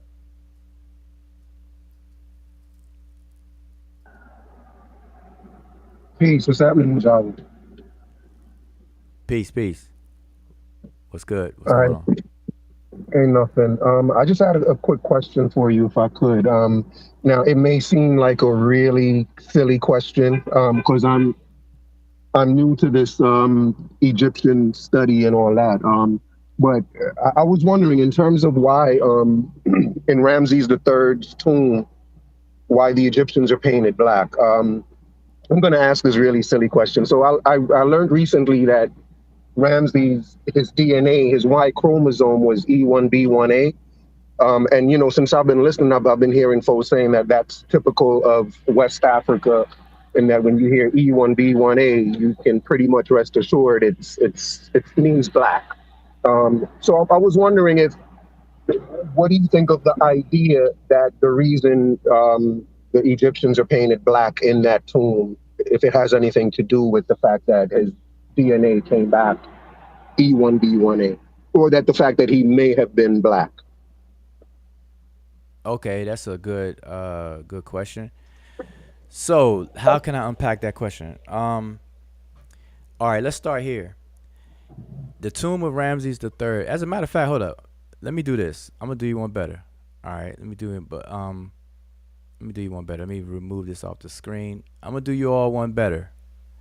So y'all sit tight. So I'm gonna share, and this is for people who, well, I'm not even gonna bring it up because I don't want to start. I don't want to start no trouble. So all right. So here we go. So let me let me just share this. So listen. So what I'm about to share is a short clip of the tomb of Seti the First. Okay, and then I'm gonna show a clip of the tomb of Ramses the Third. All right, and so I'm just gonna try to get through it, and then I'm gonna come back to your question. All right, so but I want to show this because demonstration always beats conversation. Visuals are good. So you all check this out. I'm a probably I'm gonna mute the video because I don't want any strikes and I don't want any copyright stuff going on. But this footage is not mine. Um, you know, credit goes to the videographer or thing, and I think it shows it on the screen. All right, so let me go ahead and play this. So y'all can still hear me, right? I gotta make sure y'all can hear me while I play the video. Okay. So because I have the audio of the video muted. But this is the tomb of Seti the First. And number one, people need to put respect on these tombs in the Valley of the Kings. These are KV tombs, KV1, KV11, KV whatever, all right? These tombs are huge, and when we say tombs, we have to understand that there were many corridors and compartments and rooms in these tombs. It wasn't just a grave. I mean, watch and you're gonna see. So I'm not gonna play this whole video. This video is quite long. I'm just gonna play this clip. And so just to prep it, right now, the person filming it has walked into the entrance, right? This is just the entrance. And you start on a decline. And on the left and right walls are a bunch of glyphs. And it's talking about the achievements of the deceased person while they were alive and different stories or whatever the case is. Then you're going to enter another section of the tomb where eventually it's going to be the duat or the realm of the dead, and it's going to switch up on you. All right. And I'm just giving you a gist of whatnot. So we're going to walk down in this tomb. And what I want y'all to see I'm gonna pause it, but you all are gonna see the Book of Gates, and it's gonna be in the pillared room, and it's gonna be in a similar room in Ramses III tomb in a pillared room, and I'm gonna show you it's on the same side of the wall because it faces a certain cardinal point, and it's written in a way to walk you around the tomb, going in a certain direction in the background of the cardinal points, north, south, east, and west. All right, so I'm gonna point this out, but let's go. So as it plays, now you see that the camera person is focusing on this figure here. You have Keper, and then you have the ram-headed Ra. And so you have Ra entering into the duat, and Keper being the representation of the sun coming in back into being. All right, both of those are within the sun disk, but that's a whole nother conversation that I don't want to have right now. But I'm just kind of giving some commentation because I muted the audio. But all right, so look, they're walking down. Now look how they're walking down, and they're standing tall. Like people are walking. They're not stooping or squatting or I gotta bend their back and stuff. These people are walking. So you know how big this tomb has to be. But let's keep going. This is just a corridor. Look at all the glyphs. Look at the ceiling. I can only imagine when this was freshly done. I mean, this had to been like out of this world. All right, so we're still in walking down the corridor. We're gonna eventually get to the Book of Gates. And I'm gonna tell you all when we get there. And I'm sure you all have seen some of these images online, on Pinterest, where people take these photos and then they got them all over the line. So you see the deity Ma'at with her wings spread before. Right there. See that right there? All right, just so that you all, and you see her name. Now y'all can't see my cursor right now, but right where it says at Egyptian _ Alba, that's where you see the name Ma'at is right there. All right, and you can see in the Shanu or Cartouche, you can see Seti's name. Min Ma'at Ra is his throne name. Min Ma'at Ra, so it's Nisud Biti Min Ma'at Ra Sa Seti Murni Ptah. That's his name that you see, and I apologize, I can't show my cursor on here. See, we got Sheffrin in the house. Yo. Yeah, so I'm sharing this video, but if you don't mind, if you could mute your just mute your audio, because I can hear like the traffic in the background. I think you're in your car. Oh, all right, my bad. All right, no problem. Okay, so let me play. I'm gonna play some more of this because I want y'all to see. One, I want you to see how beautiful this stuff is. If you don't already know, and just look at the size of things. And people try to use an old gotcha moment by making it seem like you have to go to Egypt to know anything. When we got technology, we got like this tomb right here. If I showed you all my collection of pictures from this tomb, I pretty much got every inch of the tomb. I have 4 gigabytes of pictures on my drive from the tomb of Seti I alone. Like everything you seeing, I got pictures of. Okay, so what you're looking at now is, I think it's the book that people call the Amduat, that the scholars are referred to as the Amduat, and we're going to get to the Book of Gates. So I wish I could forward it, but I don't want to lose this spot. So I'm just going to let it play, let it play, let it play. And you definitely don't want to fall down there. All right, so hold up. Let's pause. Can I pause it? We're going to read some of the glyphs. But, and it's kind of blurry. But again, you see Seti I right there, giving an offering to the deity in front of him. And I know you can't see my cursor, so it's kind of hard for me to point things out. But in the Shanu above his head, you see it in white, the cartouche. You see his name again. You see Min Ma'at Ra, which is his throne name. And then you see Seti Murni Ptah, which is his family name.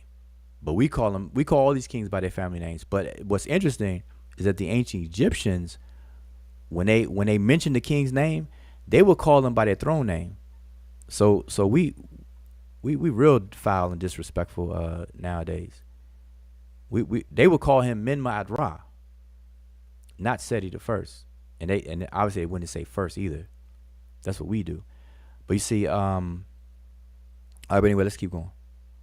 I want y'all to get to the Book of Gates. And here we are. So we are entering the Book of Gates. This is the pillared hall in his corridor or room in his tomb. And what I'm gonna tell you, to the left, okay, you see, man, you can't see this, my cursor, But the pillar that's right in front of us, where you see Ptah in front of Seti, that's the King Seti right there, and Ptah is in front of him. That column right there is to the left. So if right before the column, as you're walking down these steps, before the column, when you turn to your left, that is the 5th hour of the Book of Gates. This is going to be the famous so-called 4 races of mankind. And you're going to see it right here in this video.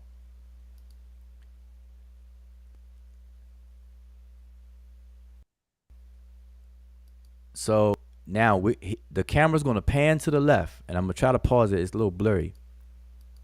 Bam. Okay, I want to point out to you in the bottom left corner where you see those pyramid logo right there. Right there where those pyramids are the last set of human categories. The 4th category, which are the Chemehu, which are the Libyans. But the wall is damaged. So, but if you were to zoom in, you could see one of them right above that pyramid logo, the leftmost pyramid logo. All right, but I'm gonna let it play. Hopefully we can get more of it. There we go. We're gonna pause it right here. You see that? Right to the left of that man is one of the Chemehu or Libyans. That is one of the 4 figures. Remember, there's 4 categories of 4 figures. So there's 16 figures in all. And the Libyan that you're looking at is one of 4, but the other ones are damaged. The wall plaster has been damaged, obviously, so you can't see the rest of them, but that's where they would be. And to the left of them, which is the 3rd category, are the so-called Nubians. And you see the paint is faded, and then some of them is damaged as well, but you can see one still there on the left-hand side of that damaged portion. All right? That's not faded. It still has the pigment, the paint is still there. But let's keep going, see if we see any better. There we go. Now better shot. Okay? So you see that big patch of the wall that looked like it fell out? Well, on the left side of that patch is a Nubian, and on the right of that patch is a Libyan. And you see one more Libyan, it should be there where the patch is falling off, and then one more Nubian right there in the patch too. Why? Because you can see their feet. And I wish you could see my cursor so I could point these things out. But to the left of the Nubian are 4 Asiatics, the Amu. And so always remember this, whenever people talk about the Book of Gates and this particular scene, for whatever reason, because it's like the most popular scene because people want to talk about race all the time. The Egyptians are always listed first. The Amu or the Asiatics are second, the Nehisu or Nubians are third, and the Chemehu or Libyans are fourth. And so when I showed this before, I showed you all that the wall makes a 90-degree turn because it's a corridor. And so along that wall are the Asiatics, but along the left wall to the left here are the 4 Egyptians. And let's see if it's going to pan over there. I'm going to let it play. And there you go. So you see that? You see Heru? You see Heru right there. And then in front of Heru are 4 Egyptians. All right. And behind Heru is the gate. This is the 5th hour of the Book of Gates. And this is the particular gate. And if you go around the wall and keep going, following this, you're going to run into another gate, etc. But these are the gates. That's why I call it the Book of Gates. And so this is inside the tomb. So I just want y'all to see how big and elaborate this tomb is. All right. That's nice. So let me just do this. You all can see what you are looking at in a better way, because I know it's blurry when I pause that video. I want to show you all. Give me 1 second here. Okay, I'm going to show you all what you all were just looking at. Let me share this. Get my screen back up here. Okay, this is what you all are looking at. That's the wall that I just had that paused on. Okay, and I need to flip my see now I got my arrow, but the screen may blink on y'all. So remember I said look at Heru. See, that's Heru that you all were looking at. And the 4 Egyptians, 1, 2, 3, 4. And then you got 2 Amu, and then the other 2 right along this wall. That's what we were just looking at. Okay? So I just want to kind of give y'all the orientation of where we were in there. Let's go back to the video. I just want to see if they're going to show any more of it. They're going to pan down, pan down. All right, right there. Now you see where the pyramid logo, right at the pyramid logos, that's your Nubian.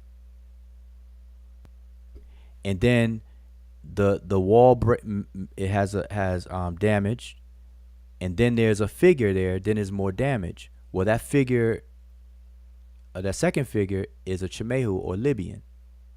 We see the 2 feathers coming from the head at the top. Okay, so anyway, I just want to share that, give y'all an idea. So now, let me come out of that, and I want to share with you all an American Dream. So I didn't forget about your question, believe me. But now we can get to the tomb of Seti. Ramses the Third. But real quickly, because while you were showing something, Fire Lightentist had asked, does the snake they are holding represent a pep? Does a pep in a way supposed to represent the flow of time? I think that was on a figure that you were showing. Okay. Well, let me show this, and then we'll come back to it. All right. Because remember, well, just let me answer that. Not all snakes that you see are a pep, because everybody blame all the snakes on a pep. Like if they see a pep, they see a snake, they like a pep. Like a pep gets a bad rap, boy.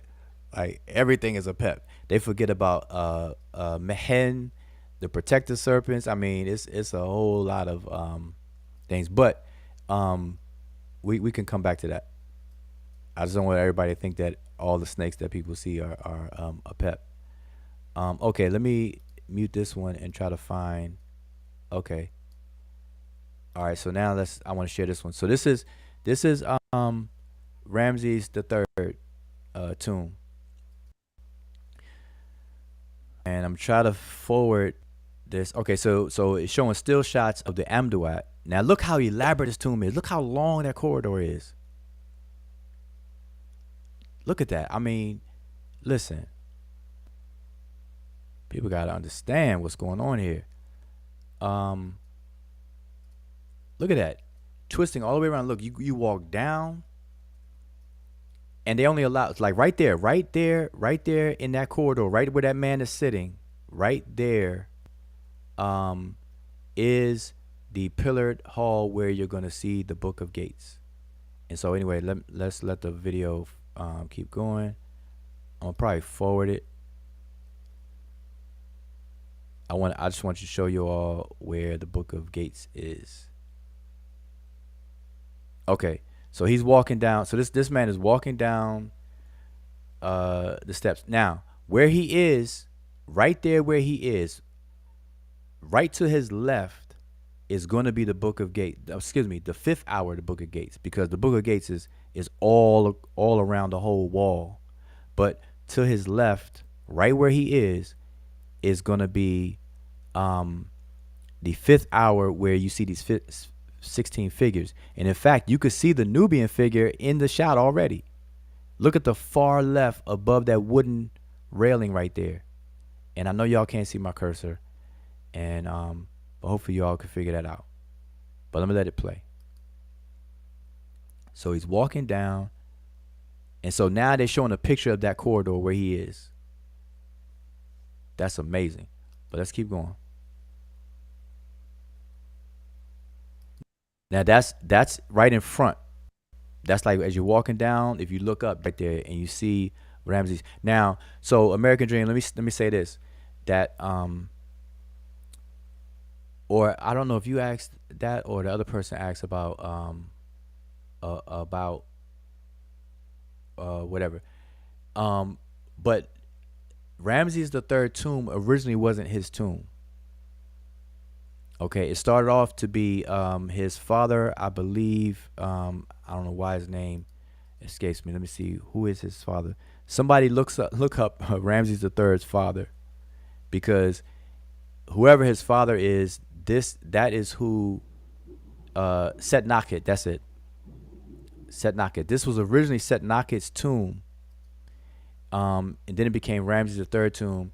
And what happened with his tomb, which is something interesting, is that when they were building his tomb, they ran into they were digging and they ran into another tomb, so they had to alter his tomb. So I don't know if I fast forwarded past that or if it's even in this video, but let me just let it play.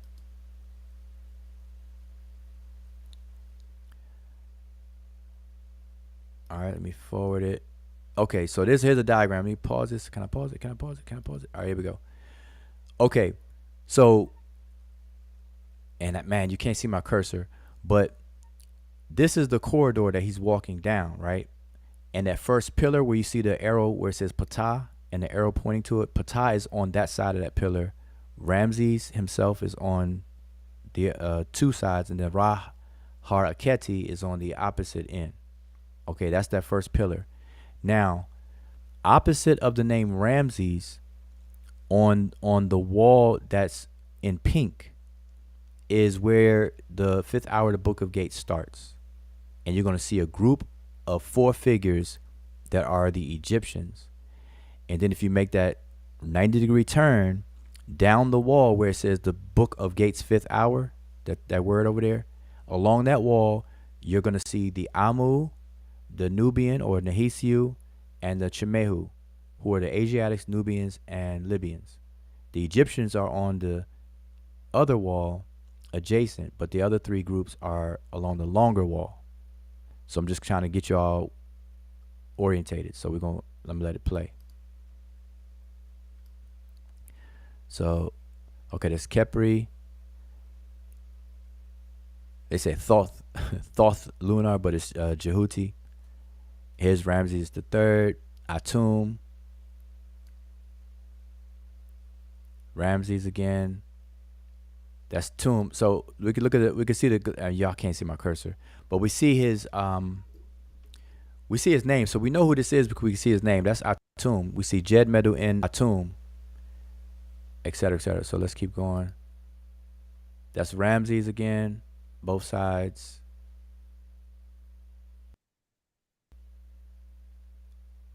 And we're gonna keep going. That's Rahar Keti. And so now he's gonna pan. There's Ptah. That's that column. Now watch as it pans to the left. Look to your left.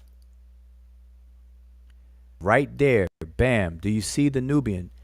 Those figures at the bottom left. You see 3 Nubians and 1 Asiatic. The Asiatic is the figure on the left, the far left figure, and then in front of the Asiatic, you got 1, 2, 3 Nubian figures. 2 you can see good, and the third one is kind of blocked by the glass. All right, let's keep going because the camera. Look, that's a really good shot.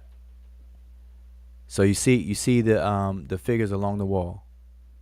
All right, and let's keep on going. And that's another angle.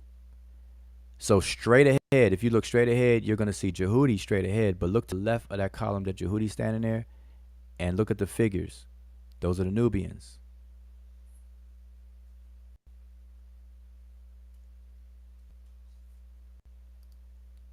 All right. And let's see, any other. Here's a good shot. Really good shot. Nice and clear too. So right here, you're looking at 4. Then to the right of them, you start to see 4 Nehisiu. You see 4 Nehisiu. All right, y'all take a screenshot of this now. I'm gonna leave it up for a minute. So American Dream, go ahead and re-ask your question because I just wanted to show this because of your question. But re-ask your question, please, if you can hear me. It looks like I'm having a bad connection. Can you hear me? Yeah, I can hear you. Yep, I sure can. So let me ask this question based on what you're showing. Let me ask this other question, and then I'll get back to the other one. The four Egyptian in that picture, the 4 Egyptian and the 4 Nubians and Libyans, etc. are the four Nubians copies of each other? Are they exactly the same? Do they look exactly the same? Same color, same dress? Yes. And the same for the Libyans, and the Libyan is just a copy. It's just the four of them are identical. Yes. Right now, now we wouldn't. Joe, So we lost you. Oh, there you go. Okay, I can hear you. yeah, a phone call came in. So we wouldn't necessarily then assume that all of the Nubians dressed exactly the same as how they're dressed in that painting, right? Exactly. That's absolutely Nor right. the Libyans, nor the Asiatics. Like we wouldn't assume that all of them dressed exactly alike, um, and we wouldn't assume that all of the Nubians were all the same color that they were painted in, or the same about the Libyans, or like we wouldn't assume that all the Libyans are the color that they're painted in, right? And that Right. assumption would be the same as assuming they all dressed alike. Exactly. You're absolutely right. Right. So the Egyptians, like the four Egyptians, if the four Egyptians, for example, were painted where one of them was the color that the Nubian is, another one was the color that the Libyan is, and the other one was, you know what I'm saying? Like if all Hmm. four had and it was true, like if all four Nubians, I mean, yeah, Nubians or Egyptians look different, that wouldn't necessarily be a false representation of it either. Right. Well, let me say this. So pause there for a second. So, um, and this is for you and everybody. The Egyptians in their standardizing and canonizing their artwork, they selected caricature types to represent people and their culture and whatnot and different things. And so from tomb to tomb, where this exists, the Book of Gates, and last night or yesterday, I believe, I gave everyone a list of where this text is located in the tombs. This is one out of many tombs where this exists at. And if you were to go from tomb to tomb, you you you can pick a category of people. Let's say the Amu, which are the Asiatics. So you look at the Asiatics as the scribes carved them here, but then go to the tomb of Seti the first and look at how they carved them in that tomb, and they're going to be different. But yet all four figures in any given tomb are identical. So they're identical to each other in the tomb, but when you go from tomb to tomb, they differ if you compare tomb to tomb.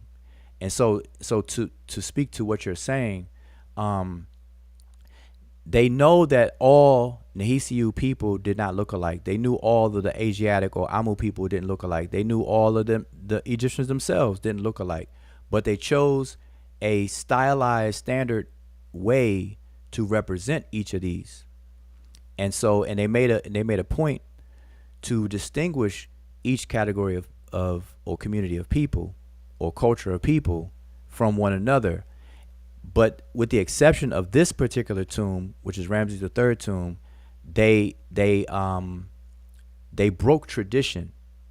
Every other tomb, they're very distinct from one another. The four groups compared to each other, they're distinct. But in Ramses the third tomb, this tomb here, they broke from that tradition, and the Egyptians are carved like the Nubians or Nehisiu here. And this is the only tomb and only place that this was done. So I just want to speak on that to what you were saying. And just to add on that is why we don't want to focus on just looking at the pictures, and actually not just looking at the pictures, but looking at the pictures and then reading the pictures wrong, because people forget that that the art that the Egyptian art, the ancient Egyptian art that you saw, whether it was with a sculpture or whether it was the vignettes that accompany the text, those were also standardized. And I think it was Dr. Kiriamen that actually said that when people need to actually also learn how to read the pictures correctly, because people forget it's not just looking and then you know, trying to deduce what you feel from it. What's the picture telling you? These were actually pictures that and you know, the art was, there's a canon that was used, conventions that were used to actually you know, create this art. So it's not something that you want to read like you want, like we read modern classical whatever art. These are actually, there are, as much as you learn how to read the sesh, you literally have to learn how to read you know, the vignettes or the pictures that accompany these texts. And because what will go wrong is like one of the questions that we saw that was asked by, I think it was Corey, that actually put a question on one of our YouTube channels when he saw this picture and say that you could tell that you know, that the ancient Egyptians were actually differentiating themselves through skin color by going through the artwork. So you see this picture and or the other ones where there's a difference in skin color and whatnot. But then you notice that obviously the ancient Egyptians, you know, the canon that was used to portray the men is different from what was used to portray the women. So if you look at this and deduce that they're actually trying to differentiate people from skin color, that would mean that you know, they looked at themselves, the men looked at themselves of a different race as opposed to the women, because people actually overlook the fact that the women actually painted different. And if we wanted to do that, we would actually say that the women probably were some Libyans, and they always came out Libyans from the womb and all that kind of stuff. So that's why you really do not want to look at the picture and just, you know, take away whatever it is that you want to see from it, but actually and use it as a, and you know, read it as a canon, as you would actually read the text. Excellent. Okay, so American Dream, you can finish out your question. I just wanted to make that point on your on what you were saying, that you're absolutely right, that they chose a standard. They had to create a standard to represent in the various different scenes and vignettes and things like that. Right, and my original question was whether or not it's possible, since we say it's not a mistake, you know, my question is whether it's possible that the Egyptians were painted black in Ramses' tomb because Ramses may have been black, given that his DNA, his Y chromosome was E1B1A. Okay, so the answer to that is no, because if we look at Ramses in this tomb, he's not black like the Nehisiu in this tomb. Okay. So if like Ramses right here on the screen right now, Ramses is to the right, the far right. Okay, now the that tan glass bracket is blocking him a bit, but you can see his name in the cartouche for Shinu. Ramesu is right there, but you can see his skin is the traditional reddish brown pigment that they use for Egyptians all throughout Egyptian history. And the Nubian or Nehisiu, straight ahead, like if you look straight ahead on this picture, and I hate, I you know, y'all can't see my cursor, but if you look straight ahead towards the bottom, you'll see 4 Nehisiu right there. Right at the bottom, let's count the figures. There's 8 figures at the bottom of this picture. The 4 on the left are the Amu, and the 4 on the right are the Nehisiu. Now, granted, there's some damage on the right hand side, but you can still see that 4th figure. Those figures, the pigment used for their skin is very dark. If you look at Ramses to your far right, it's not the same pigment. So never in the Egyptians' imagination were they trying to say that the Egyptians are black in this case because they saw Ramses III as being black because his DNA was E1B1A. Sure, Right. So I can yeah, absolutely accept that. So let yeah. me ask this last question if I can. I've read that the 25th dynasty was kind of written out of history, and I've also, you know, it's been years, but I've one of the reasons I've heard that they were written out of history was because they were Nubian, or in other words, they so was it, and that because they were black. So can you just speak on that a little bit, if you understand the question and how it relates to everything else? Yeah. The 25th dynasty is the hand-me-down Sund dynasty. If we were to take the scholarship the way they convey it. And there's a reason why they've done that all throughout, the history of Egyptology. And I plan on doing a whole show on that. And as a matter of fact, Smash just popped in here because I just uh, was talking to him about doing a show, and I'll probably collab with him to cover this subject. But just to give you the short and skinny, the 25th dynasty is called the Black Pharaohs, with Pianki, Taharka, and the boys, right? And they Time magazine or some famous magazine showcased it as the Black Pharaohs, 25th dynasty, and this and that. And that was done strategically to kind of do a 2.0 version of the original push of early Egyptology, which was to design a way to carve out Egypt from the rest of Africa. They couldn't do it physically because Egypt is on the continent, but conceptualized in the minds of everybody, they wanted to remove Egypt out of Africa for several reasons that I'm gonna get into, when we do this presentation or whatever. And so the 25th dynasty coming up, because they could not deny the rulership of these original Nehisiu folks coming into Egypt, becoming Egyptians and ruling both places, such as Taharka being a king of Kush and Egypt. They couldn't deny that because archaeology is going to catch up to them. So they've figured out a way to still diminish the importance or diminish everything else. And so they call them Nubians, knowing they knew, but we're not supposed to know that Nubia, there's no such place as Nubia, no such country as Nubia. It's just a region, and that the origin of the Egyptian civilization as we know it today, or the culture, comes from the same area. And so Taharka, them be calling the black pharaohs and things like that, is a way of saying, without saying it, that all the pharaohs before that and after that were not black. And so that was a way of them saying, okay, we'll give you some crumbs on the Egyptian achievements, but you're just a minor mention of a brief blip in the 25th dynasty. But the formidable years of Egypt, the pyramid builders, the Sphinx builders, the all the contributions and stuff like that, all in the early dynasties, nah, that's not y'all. And so we're gonna I plan on breaking that all the way down to his last compound, all the way to the Hegelite folks, the Hegel philosopher followers, to Reisner, to Breasted, to Budge, to early Egyptology, all the way from Champollion, coming down to trace out these breadcrumbs, and hopefully people don't fall for the banana in the tailpipe. See, that's why I'm so adamantly against using the word Nubian. Like, right, I don't use it. I don't. Oh, go ahead. No, go ahead. So you're saying the.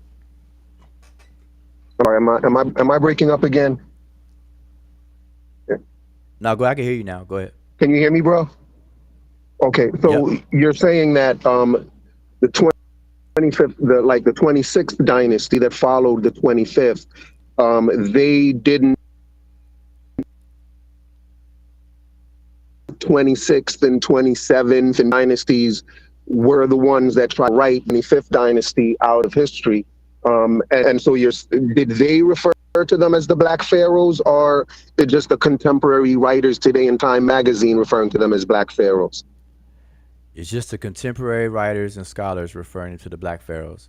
The Egyptians did not look at human populations through the lens of race and colors like that. Obviously, they had eyes. Right, so why were they trying to how people look? But go ahead. Right. So what was their reason for trying to write them out of history? Well, they didn't. The Egyptians, the Egyptians didn't try to write.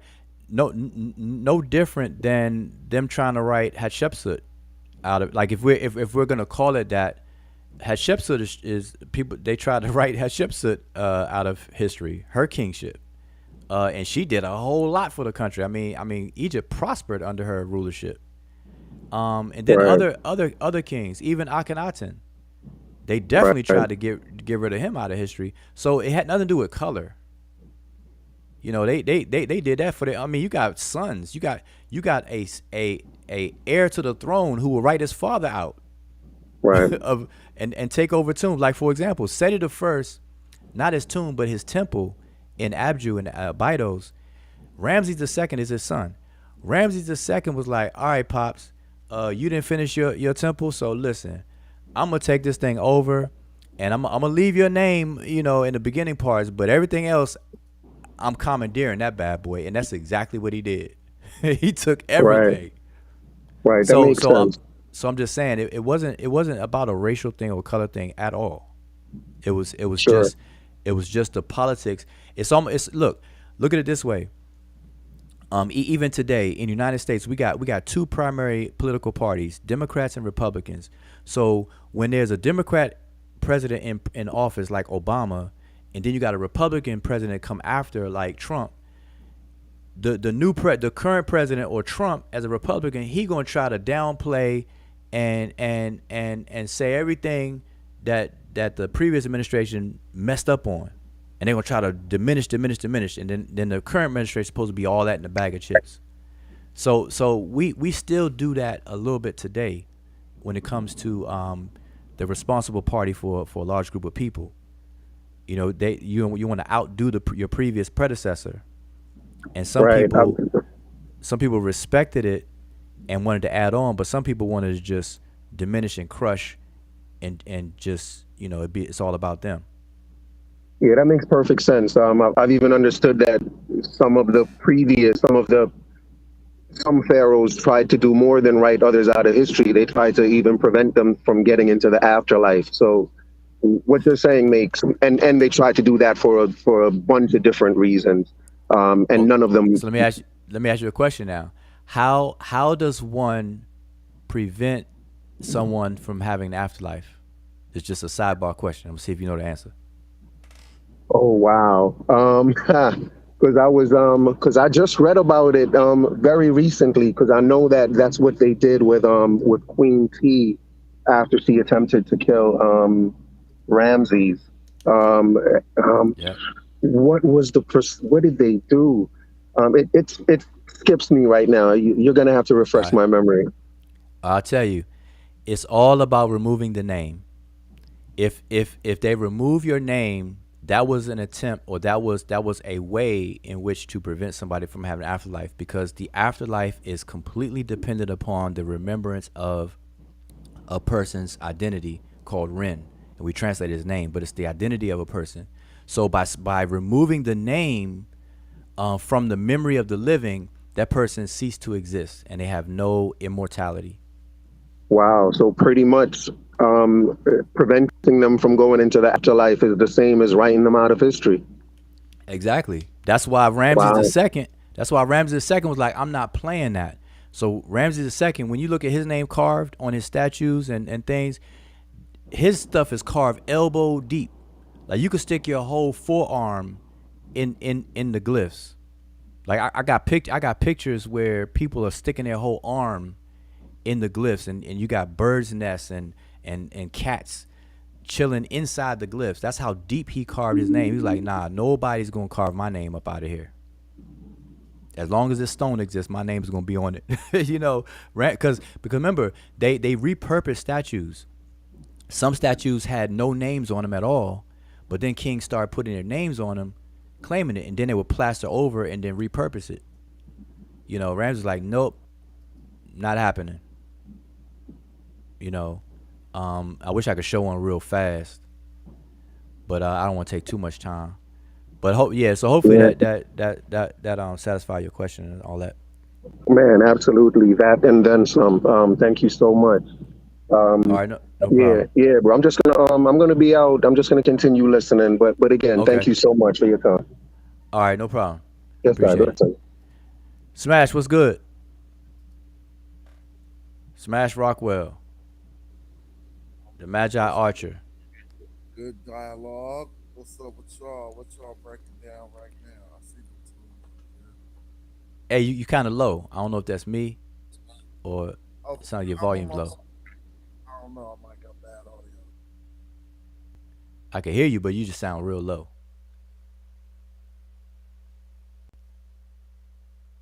Can you turn up the volume or something? Yo, yo, yo. I don't know. It's a bad connection.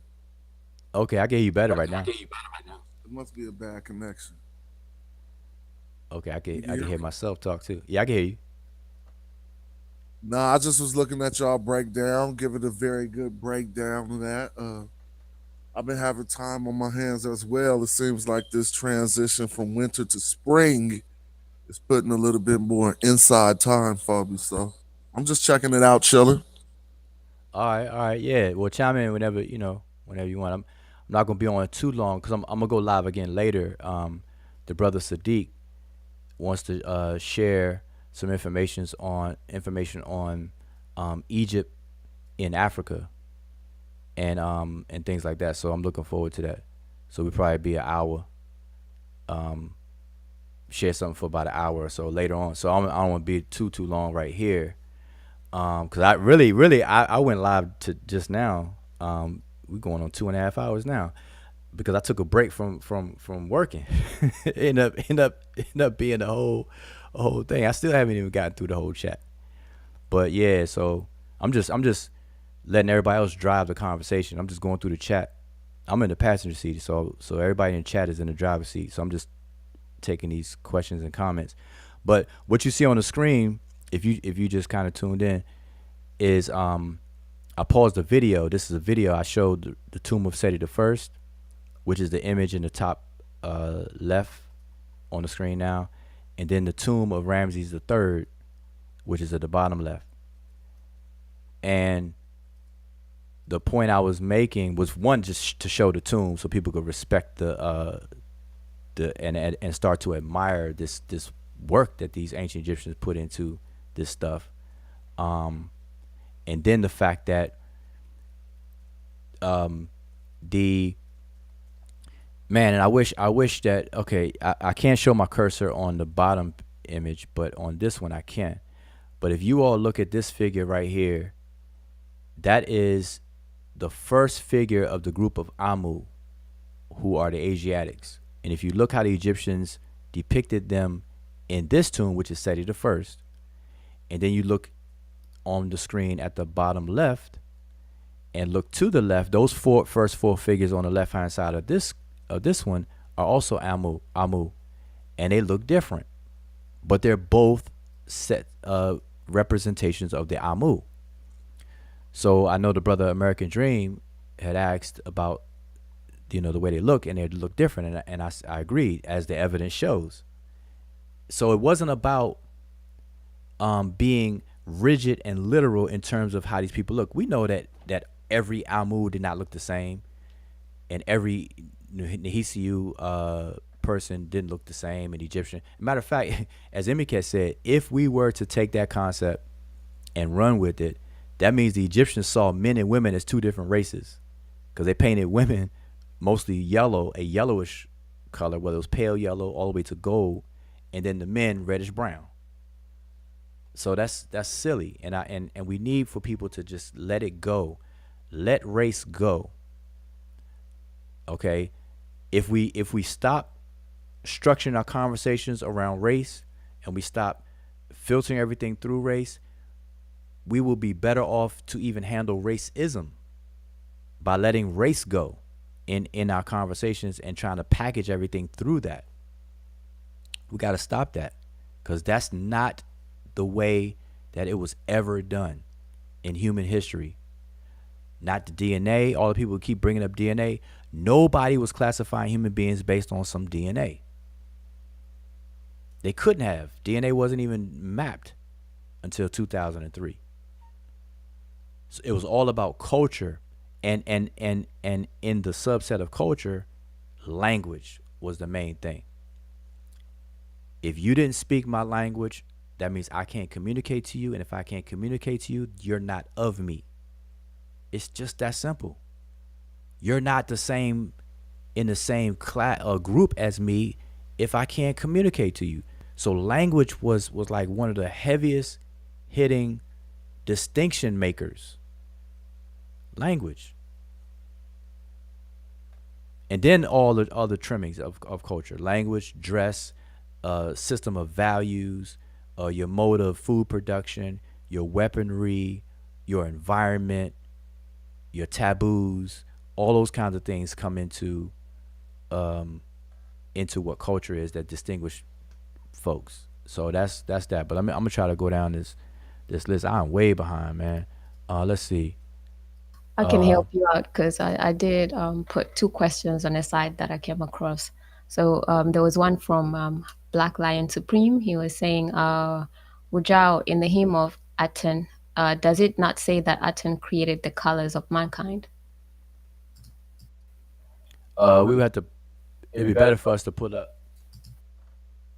It'd be better for us to pull it up and actually read it, because I don't like to stuff like that. That's the best approach. Let's pull up and read it. So the hymn to Aten, I think right here. That's what he said right here. I'm just going to showcase his question. The hymn Aten, does it not say that Aten created the colors of mankind? Off the top of my head, I don't know, because I done read so much. You got the hymn to Amun, the hymn to Osir, Aten. So best to pull it up. So while I go through these other ones, if somebody wants to pull it up, by all means, pull it up and share it. Hit the panel link and share it. But share the primary now. We're going to go through the glyphs. All right? That's what we do around here. This question. I'm skipping around, y'all, because I lost my spot on the chat. Apologize. It says, what is the name for the spiritual religious system of the ancient Egyptian in Medew Netcher? Okay, good question.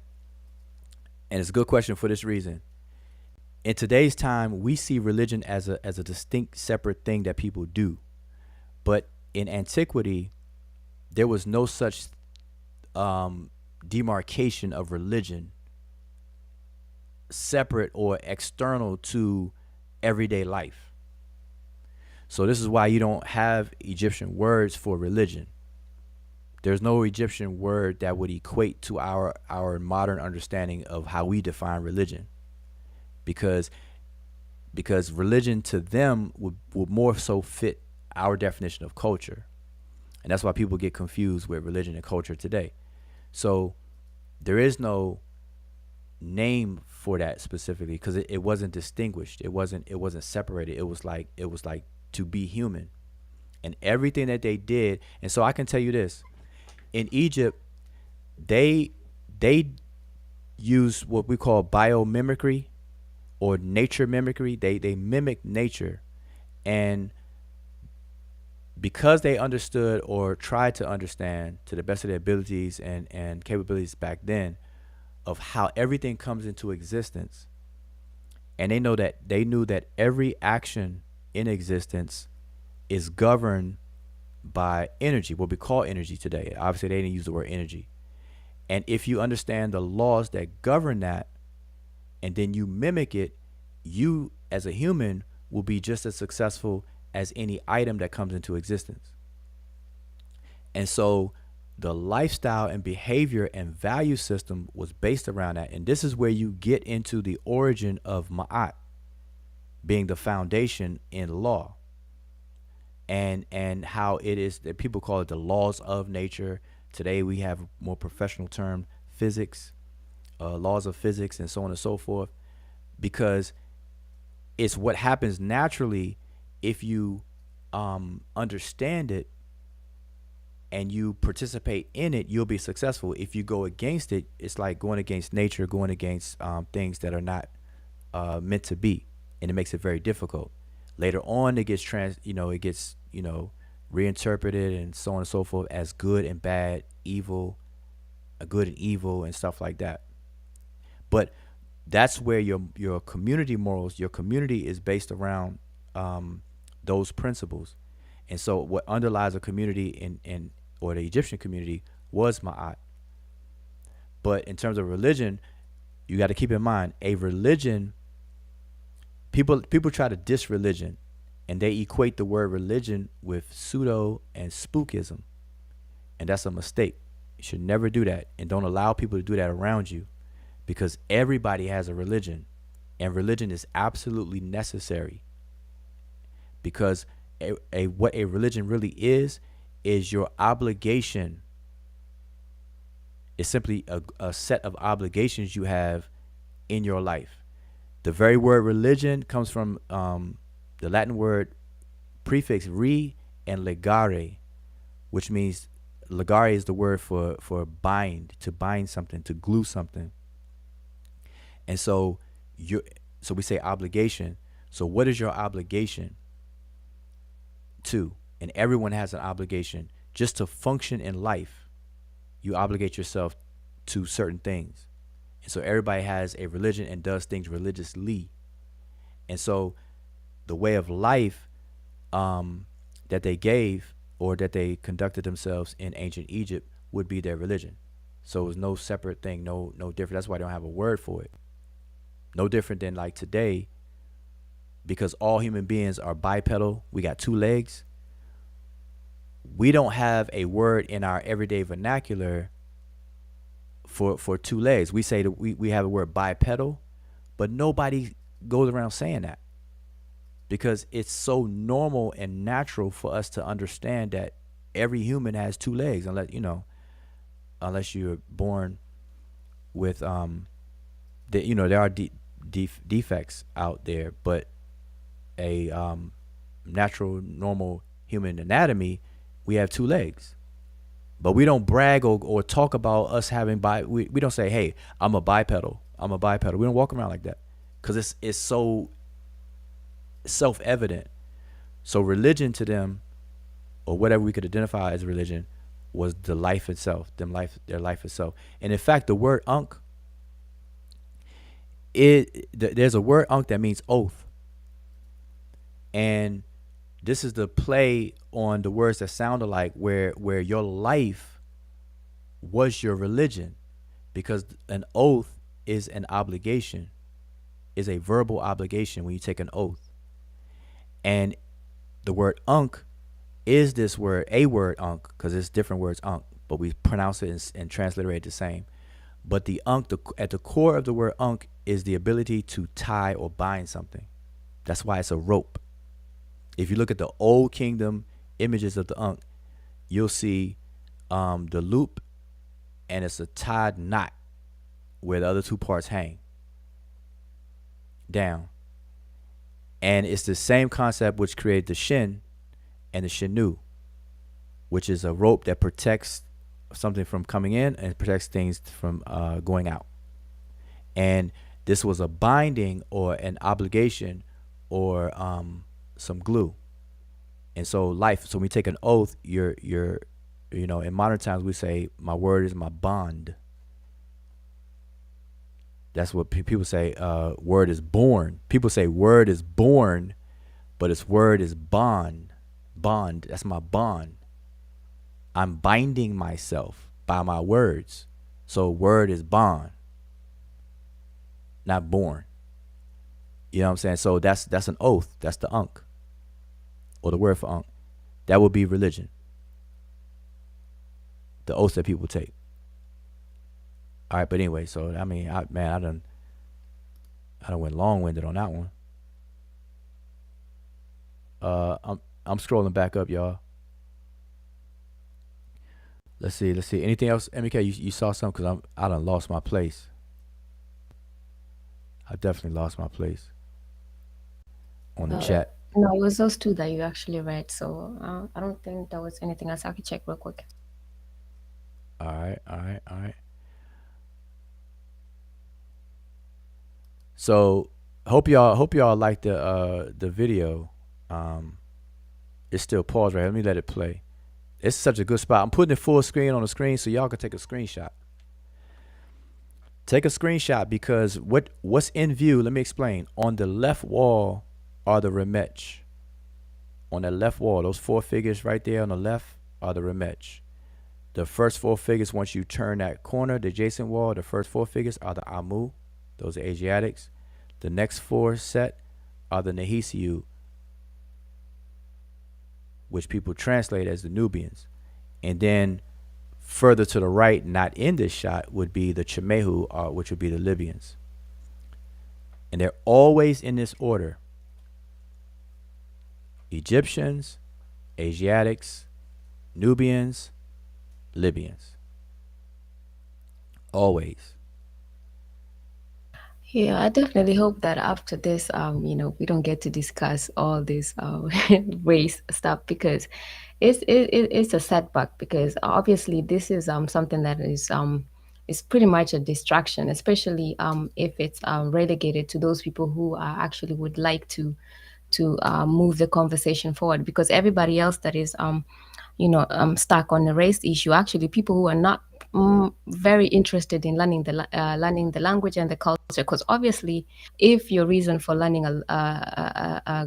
learning a language or a culture, learning that particular thing rests upon whether the people look like you or not, then that's pretty much it's not going to work. So I think for us, we definitely need to we've beaten this horse down completely to a point where we need to actually just move on, because it's a shame, because we have a group of people who are actually well informed when it comes to ancient Egyptian culture, and then we end up not using their knowledge so that we can propel this the learning forward. It's like we're being pulled back by people in a classroom who know that they have no interest, they're going to fail, they've tried it, it doesn't work. So now they're like, I'm not going to be left here alone, so I need to pull everybody back so that they can keep me company in my miserable place of illiteracy, to put it simply.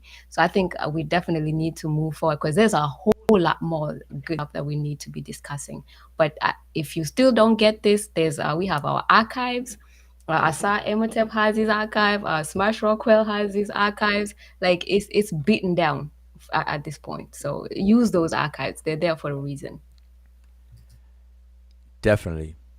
And you heard her. Smash Rockwell YouTube channel, Asar Imhotep YouTube channel, the Seshu YouTube channel. I've been told we get emails that people are really appreciative, and I appreciate everybody else as well. But people have told me that these are the only channels that they look forward to listening to. Like, so obviously we're the minority.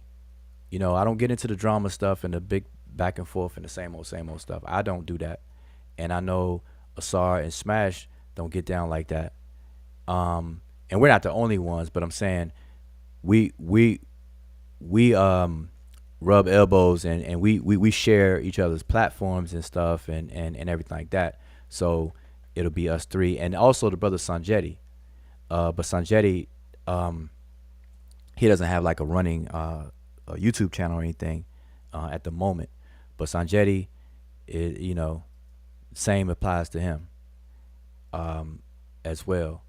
So anyway, but I paused the video here is to show you on the bottom left corner of this shot in this video are the Chimehu. Okay, so we're still in the same tomb. This is the tomb of Ramses III, and we're still in the pillar hall or room, and that's the Chimehu. You see two of them right before the snake's tail. That's the fourth figure of the Chimehu, and then before that is the third figure, and then other ones are out of the shot. Just to show you all where all that good stuff is in the tomb. All right. So we should be clear on all of this stuff now, and see, if y'all want, and I asked, we could read these glyphs above their head, every last one of them. And like I said, I have 4 gigabytes of pictures of all of Seti the First tomb, and I got these pictures here, Ramses' tomb, as well. And I could pull them up, and we can go point for point, line by line, across the wall based on the pictures. Hopefully we don't have any missing stuff out of the pictures, but I got a lot of pictures that we could probably end up going through the whole text on the bottom there. and the top. I mean, this is the fifth hour of the Book of Gates, by the way. All right. So anyway, let me see. Any other questions you saw? MK, I'm going through. I'm seeing. I'm trying to see if I missed anything. I'm working my way backwards, y'all. I apologize. Let me get this off the screen so we can see. Okay, people today gather regardless of status and worship, i.e., churches. Oh, did average people in Egypt do the same? Explain what worship for a common person would be like. Thank you. All right, that's a good question too. And to really answer that, first, let me answer you short and skinny, then explain. Yes, people gathered like crazy in ancient Egypt. They used any excuse to have a what they call a the Hebu, which are festivals. They had a festival for everything, because you have to understand um, that when it comes to unifying a group of people, there are certain mechanisms in society that are self-unifying, that are like natural unifiers. And so, for example, timekeeping, and a calendar. The moment you can get a group of people to do the same thing at the same time, no matter what it is, then you're influencing unity. So if I get 1,000 people to eat dinner at the same time, then I'm essentially influencing unity of those people, whether they know it or not. And so I say that to say that festivals in Egypt served as a unifying mechanism, a maintenance system for keeping people unified to do certain things at certain times as a large number of people. And so you have the 42 sapats or gnomes, and they had festivals, specialized festivals locally, and then you had some national ones where everybody, like for example, the king's coronation, the king's what they call the Zed festival, where the king had to prove his vigor to continue to rule. Those things like that, and coronation, when a king becomes a king, those were more national. Or when the king passes away and stuff, national things. But you had your local festivals and things that kept the people united and together. So they use any excuse to do that. So that's the answer to that. The short and skinny answer to that. But now to explain what was worship like, that's a whole nother conversation. And I don't want to be too long right now, because we're gonna end this one, and then later on tonight, I think like at 9 or so, 9:30, the brother Sadiq is gonna come and share some information. And I don't even know what he's gonna share exactly. I know the subject matter is Egypt in Inner Africa. That's basically the gist of showing some things, sharing some stuff, things to everybody. So if you're interested, make sure you definitely come back and tune in. And we might have some questions for him or something. I don't know. But that's that. Oh, but brother Ray, like I said, the second part of your question would be long for me to answer, but do this. Look up worship, what worship really is. And then I'll bring this back up again. But the key to understand is what worship is. Look up, what I want you to do is look up the word worship, what it really is. Look up prayer. Look up what's the other one? Praise, prayer, and worship. Look up those three words. Look up the history of those three words, and then we could build, and you're gonna find something very interesting. All right, let's see what else. But listen, shout out to everybody. Okay, we got a question from Marie Pontus. Can you say, if I can ask you, if you know the true meaning of Geb having his phallus facing his mouth? Anytime that you have images like that, whether it's Geb, whether it's Usir, whether it's Atum, that is the Egyptian. One, it's not literal. All right, so hopefully, you know that much. Everybody knows that much, because I've heard Hebrew Israelites try to use that and say Egypt is gay, Egypt is gay, which is crazy to me because masturbation is not gay. Like gay is when homosexual is when you have sex acts with another person of the same sex. Um, but if you look at that, masturbating, that's self. Like how you gonna be gay if you doing something to yourself? But anyway, um, but here's the thing: the ancient Egyptians, in those instances, the ancient Egyptians are explaining how things come into existence from a singularity into a multiplicity and remaining singular and multiple at the same time. And so they use the act of human sexual activities to as metaphors and figurative ways to explain this. So Atum, for example, masturbates things into existence, or he spits things into existence. Ra cries things into existence. So some kind of fluid substance or substance from the deity that brings about these things coming into existence from themselves.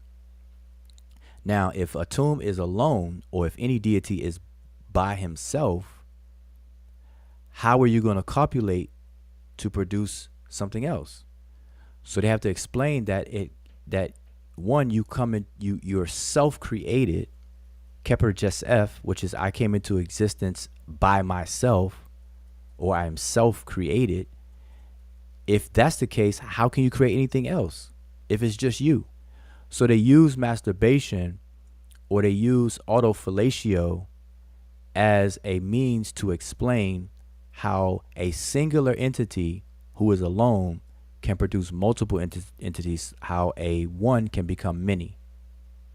And so Atum masturbates, and his hands becomes the female aspect, and it produces Shu Tefnut, and then in some instances he coughs Shu, sneeze Tefnut. The cough produces the dry air, which is what Shu means, dryness, and he sneezes Tefnut, which is moisture, or to spit.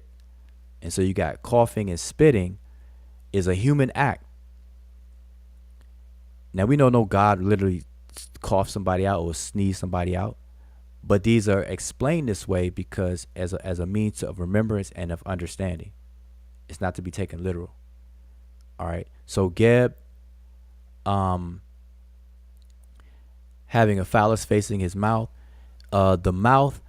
The reason why the mouth is a component in all of this is because of the power of the word and how the Egyptians use the concept of a word, not word as in the noise, but word clothing thoughts is what a word is to them. And so, without being too long, the Egyptian word for the mind is ib, and it's the glyph of a heart. And people think it's the literal organ heart, but it's not. It's the mind, which is the seat of intellect and intelligence and consciousness. And so to bring something into existence, it first starts in the mind. And to clothe it so that it can have its own existence, that's what a word is. And we still do that to this very day on what a word is. A word is two things at once. It's the form, which comes in a writing style or sound, and the meaning together. And that's what they conceive. And so out of the mouth comes things into existence by the command and by the mouth, by the thought process. And if I were to pull up, I don't have time to right now, but if I were to pull up the story of one of the stories of creation, the book of knowing the transformation of Ra and overthrowing of Apep, you will see where Atum, or in this case, it puts it in the mouth of Medjay. It explains how he conceived of a plan in his mind, in his mind, and then from there, things came forth from his mouth, and so on and so on. You'll see all these things happen. You see the masturbation in that story. You'll see things come from the mouth in that story. Things come from the tears or the eyes in that story as well. So that's all that is. The phallus and the mouth with Geb. Now I don't think you mean Geb though, because because Geb is usually separated from Nut by Shu. And so there's scenes where you have the epiphallic usir that the Hebrews like to use, where he's standing over Geb, but his phallus is pointed to his own mouth, not Geb's. So anyway, but I get what you're asking. Hopefully, I think so. But that's all that is. All right, they're explaining how things come into existence. What else do we got going? I'm going back up. How much time we got? I got 11 minutes. 11 minutes. So I'm trying to see Brother Garfield in the house. Shout out to everybody, man. I see Afro Ninja, Brother Sean. I'm trying to. Did I miss anybody else? Okay, Fire Lightentist says the book Myth and Symbols in Ancient Egypt directly tackles that question. They don't separate religion. They clearly even say that was something the Greeks brought, separating things into their parts. The West seems to be against holism for some reason. Yeah, and that's absolutely true. The Egyptians didn't separate math from science, logic from evidence. The whole concept of Tep Hesed is like, okay, what we call the mathematical papyrus, Rhine's mathematical papyrus, is really a papyrus of logic. It's written by Ahmose. So we say the Ahmose logical papyrus. That's what we call it. Because math is logic. Math is a domain of logic, and science is a domain of evidence. And a lot of cultures in antiquity relied more on the logic side than the evidence side. Whereas in today, modern times, we have gained a lot of capabilities on the evidentiary side because of our gadgets and electronics and technologies. So we use math and technology together more today than they could have in the past. So they had to rely more on the logic side. And that's what Tep Hesed is all about. It's a logical method of knowing when you know something. And it was the method used for them to figure out and master nature. They tell you that right in the papers. They tell you it's Tep Hesed is for probing and diving deep into all the mysteries and everything of all that exists. Right in the opening lines. If I had time, I'll pull it up.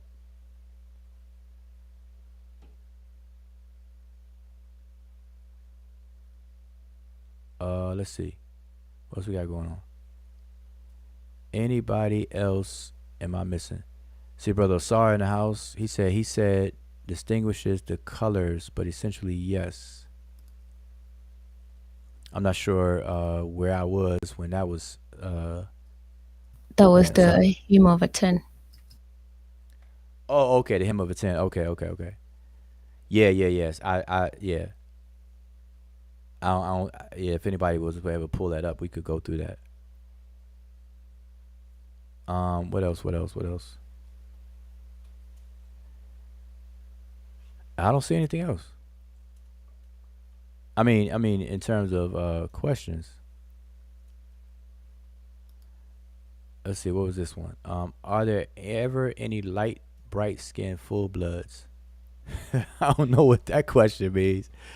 Light, bright skin, full blood. What I can't say that there's no such thing as a pure anything. Like, what is pure? Like, what's pure? Pure, I'm telling you, pure is absolutely a relative concept. Pure is really preponderance. It's all on how you demarcate something and then how well it fits in that category. So the best fitting thing in any given category, we call that pure. But objectively, when you step outside of whatever categories, there's really no such thing as pure. Just like there's no such thing as anything being perfect, or humans being perfect until you're complete. And you're only complete when you're dead. There's no living human, perfect human. Y'all heard it from me. That's my claim. I'm sticking to it. There is no living, perfect human being. Why? Because perfect means complete. And as long as you're breathing, your life is not complete. Therefore, you're not perfect. When you die, that's the moment that you're in a state of perfection. And he who exists perfectly is Winen Nefir, an attribute of Usir. And every deceased person is called Usir. Why? Because they exist perfectly. They have finished their life. They have completed it. That's why Usir is called the perfect black. Because black is associated with completion, to complete something. Bet y'all didn't know that. All the deceased people are called Usir, even women. I'm trying to think anything else. Anything else?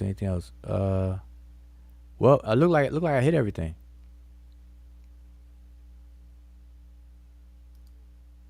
All right. Look like I hit everything. Let me move this off the screen. All right, so I think I hit everything. Move this out the way.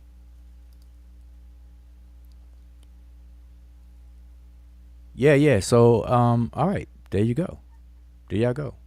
So now I'm at the bottom. Put these chat back up here. All right, I mean like fully black, but I see now. Asar, Lord of the Perfect Black. Oh, maybe ask. Yeah. That's what I was just speaking of. They say Lord of the Perfect Black, but we gotta pull up that text because I think it doesn't really say exactly that.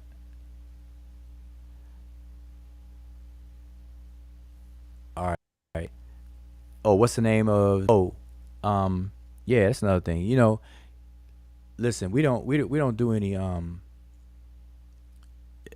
business like we should, and I gotta kick myself. I gotta kick myself for that. We don't advertise the Cash App. We don't advertise the Super Chat. We don't even advertise our own material and books and stuff. We got to do better than that.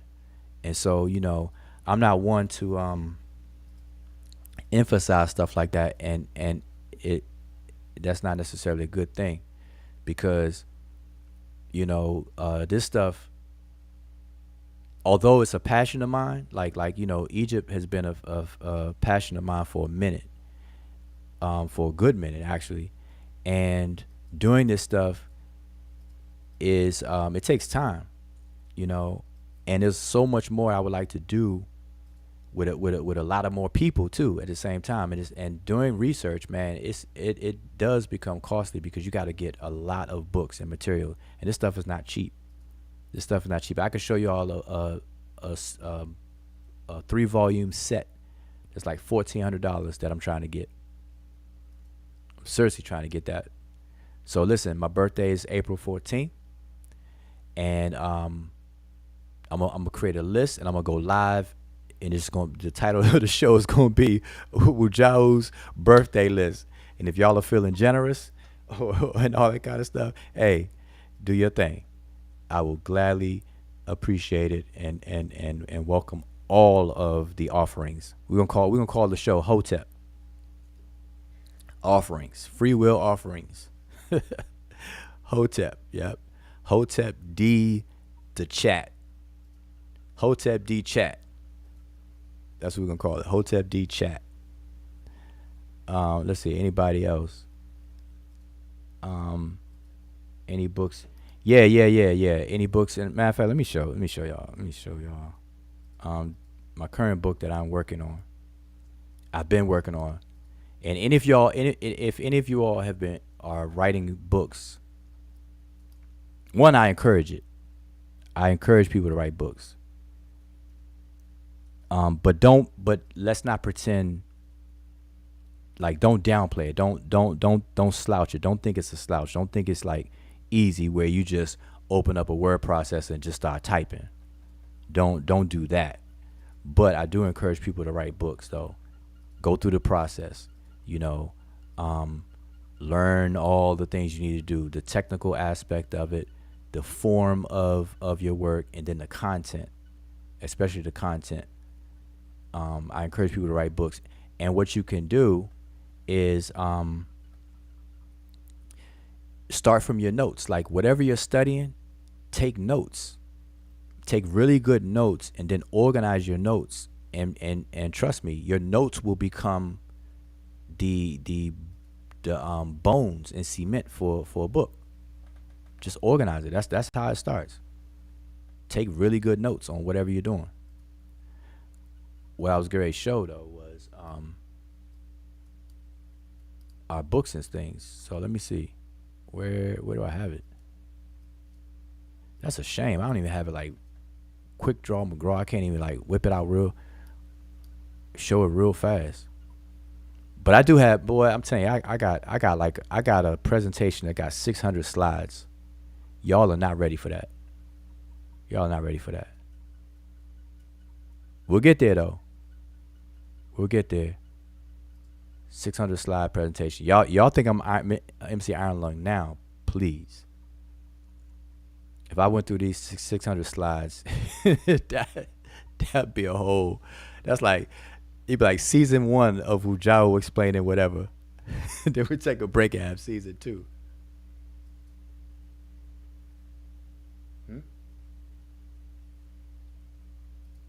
All right, I was trying to show the book, y'all. And I'm having a hard time pulling up. But anybody else got anything? Y'all know I don't like this silence. Okay. Dua and June again for testing out the super chat. Check out the links in the description. Yes, definitely check out the links. In the just below the video that you're watching right now, we have all the the links to the website. People forget we actually have a website that has articles. It has student translations.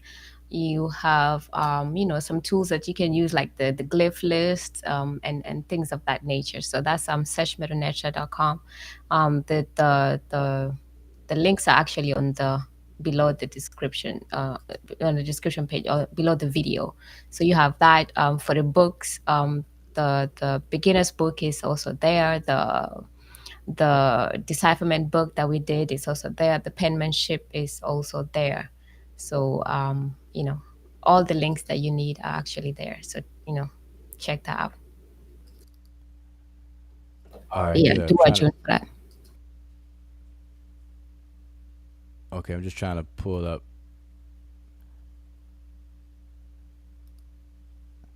All right, y'all bear with me for a second. I'm gonna get to it. But by the way, what y'all see on the screen was me explaining Nubia, the area or the region called Nubia, and how it covers. But actually, I moved that red sphere around. But I'll come back to that another time. I'm just trying to get to something else real quick here, since nobody came on the stream. All right, so just quickly, I just happened to see this and looking for the book to share with y'all. Is this map right here? What you should do is get a copy of the older maps. Right, there's a website. I forget the website name, but there's a couple of websites where you get these older maps where you'll see, and this may small. I'm gonna put it big on the screen. Sorry about that. Make it big. Turn this off. Okay, so if you can see this map, you see my cursor on this particular map.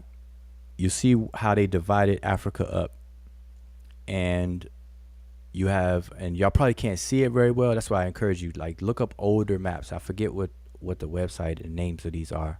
If I find it, I'll put it in the comments under the video. But we have Libya.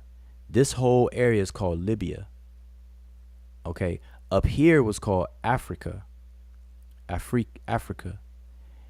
All of here was Libya. Up here in the valley area over here was Egyptos. and then everything down here was Ethiops or Ethiop. Let's see if I have a clearer one. Is this one? Okay. Well, here's another one. Let me see if I can zoom in or bring this up a bit. So you see Ethiopia and what else? Okay, you see, yeah, let me see if I can make this even bigger.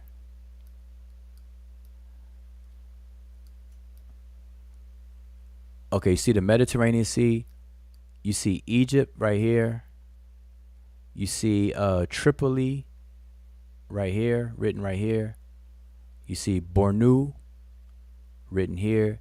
Nubia written all right here, which is Sudan.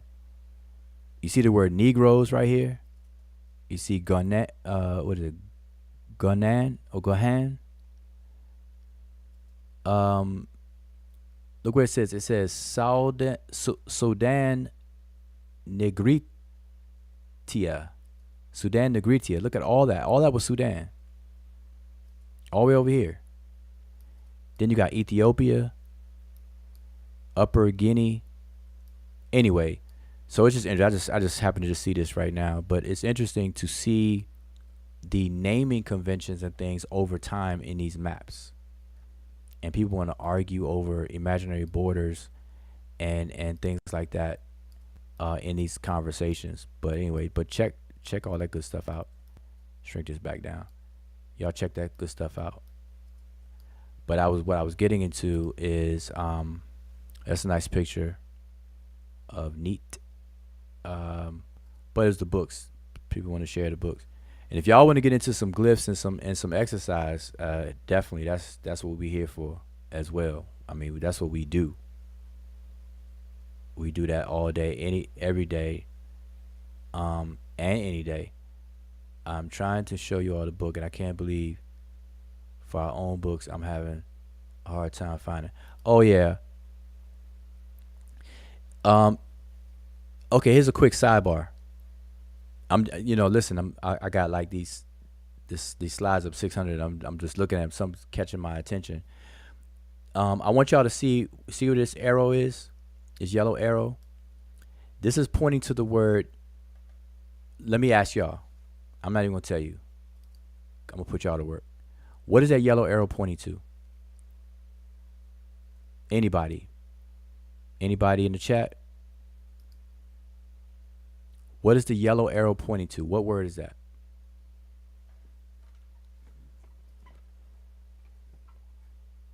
And if y'all can't see it very well, let me put my cursor on my arrow. It's the same word right here. Because this is a facsimile. This is out of a page of a book, and this is the actual primary. This is actually a picture from the wall itself.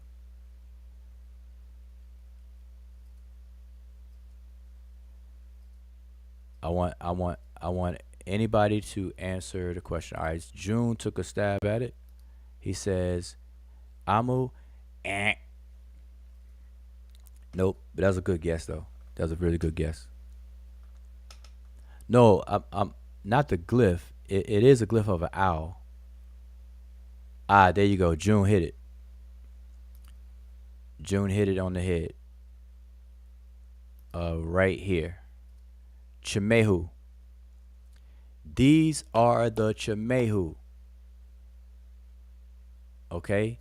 And they're practicing a war dance that they were famously known for by the Egyptians. All right? And I'm pointing that out because you have people in the circus community that are saying that the word Chemehu is the way we are supposed to conventionally pronounce it, but they say Tamahu. And they're saying these are white people. And they're not. For a whole bunch of reasons they're not. But one is that they're just not. Okay? These people, so look at the drawing. These are the Chemehu. These are the Libyans, okay? So by the way, they're Libyans. Chemehu. So you have the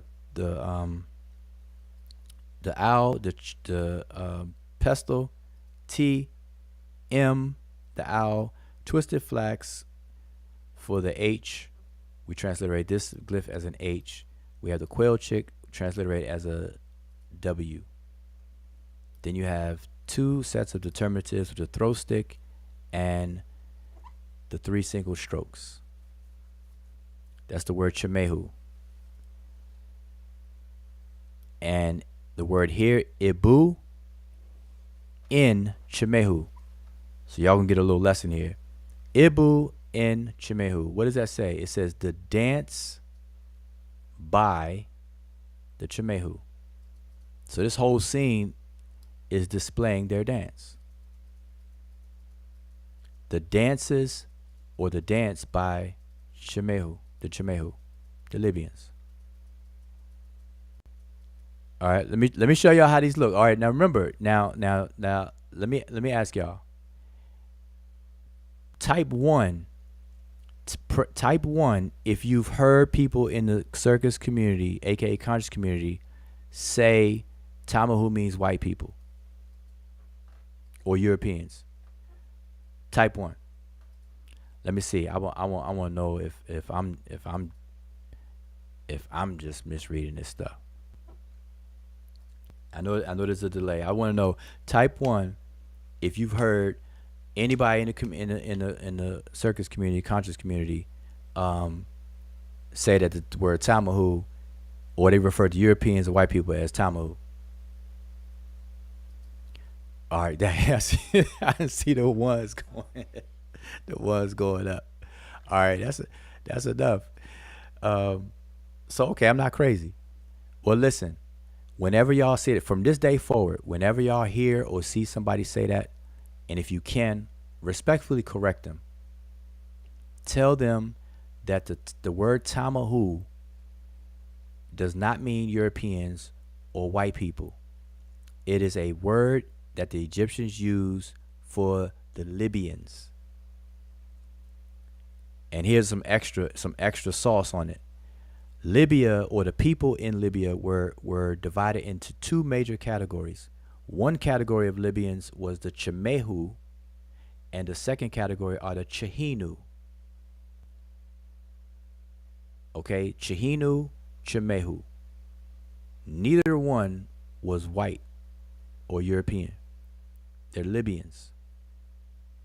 Come from the west of Egypt. All right?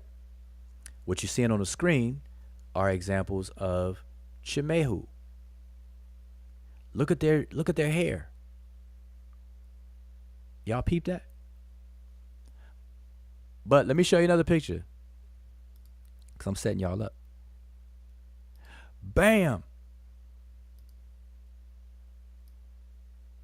Let me move these out the way. You see that? Do they look white to you? Even if you want to do lookership and be caught up all on the race issue. Do they look white? Boy, if these folks look white, or what you want to call white, we are seriously doomed. We're doomed. But this is the Chemehu. Y'all see the feather? This the characteristic feather coming out, the double feathers coming out their head, the headband, the hairstyle. That's the Chemehu. Now, all throughout Egypt, you're not going to find them all painted the same way. But this group of people that you're looking at on the screen right now represents the Chemehu. And I believe this picture is coming out of the mortuary temple of Hatshepsut, I believe. I will have to verify that. June is asking if it's photoshopped or photocropped. No, it's definitely not Photoshop. But all right, anyway, I just want to show that to y'all. Let's see. What was I getting to? I was getting to something else. Yeah, we covered so much. This is the map that everybody should have a copy of. If you don't have it, shame on you. Don't come around me and not have this map.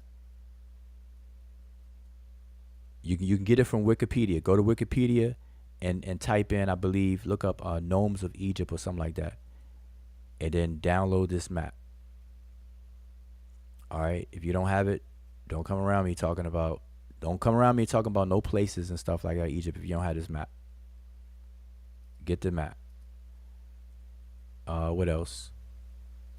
Oh, this is interesting right here. This is the actual primary source of an Egyptian map of an area. Just thought I'd tell y'all that. So the Egyptians were making maps. They did have an understanding of topography, geography, and stuff like that. They were making maps. And here's some other ones. The Turin Papyrus is where this map can be found. It's in fragments now, but you can see that they had roads, pathways.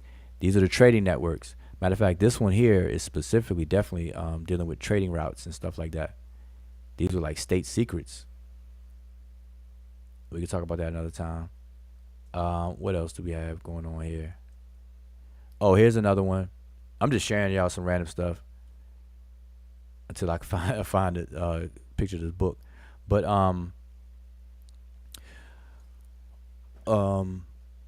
okay, this picture you're looking at here is the personification of the seasons in ancient Egypt. Okay, so there are 3 seasons, each season consisting of 4 months. How do we know that? Because it tells us everything we need to know right here. So within the Shin, we have 4 crescent moons representing 4 lunar completed cycles. We call them months today. So those are 4 months in each hand of each deity. Each deity right here represents a season. So this deity here is Shemu. How do you know that, Wujao? Well, you can see his name. Let me go this way, because the glyphs. Let me start from this side. This is where you're supposed to read from. The first one, I should say, is Akhet. How do you know that? Because the name is right here. Akhet. That's a personification of Akhet, the first season of the year. Don't allow people to tell you the first season is anything other than Akhet. Why? Because the Egyptians said Akhet is the first season of the year. Right here on the screen, the first one is Akhet. The second season is Peret. How do you know? The name is right there in the glyphs, and I got it spelled out up there. That's Peret. Second season. Third season is Shemu, the season of harvesting. You got Shemu right here. Shem and then Mu. Now, I do know some people are confused about this because they see water ripples. They think that this season is the season of flooding because in the name they see water ripples. But that's actually a season of harvesting. The season of the flood is really Akhet, this one. And Peret is always in the middle. All right, but I'm just sharing that. And in between you have Ankh, you have Hotep, and Nefer. And I'll leave y'all in suspense on what those things mean. Let's see, what else we got going on? And do y'all understand that I'm trying to hurry up now.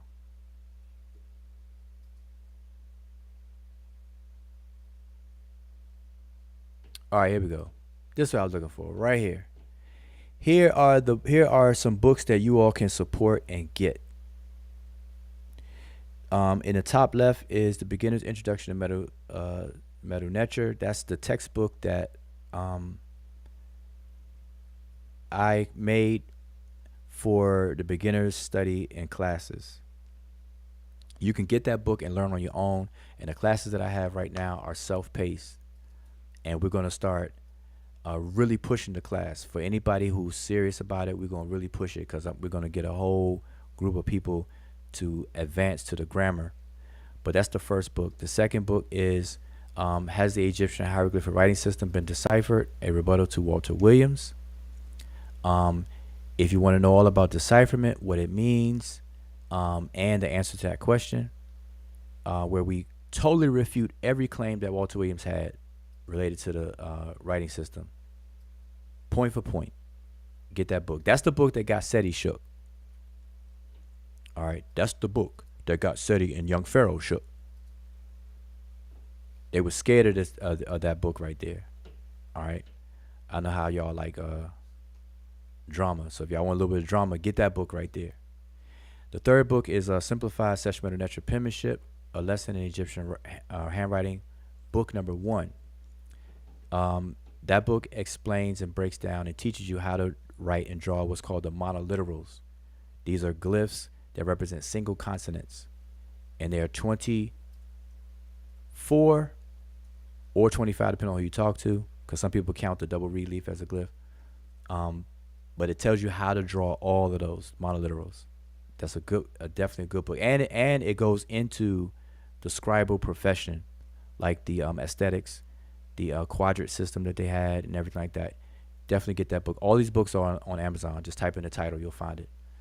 To the far right, you have a contribution to the debate on the meaning of the place named Kemet. This is all for all those people who think the word Kemet means the land of black people or land of blacks.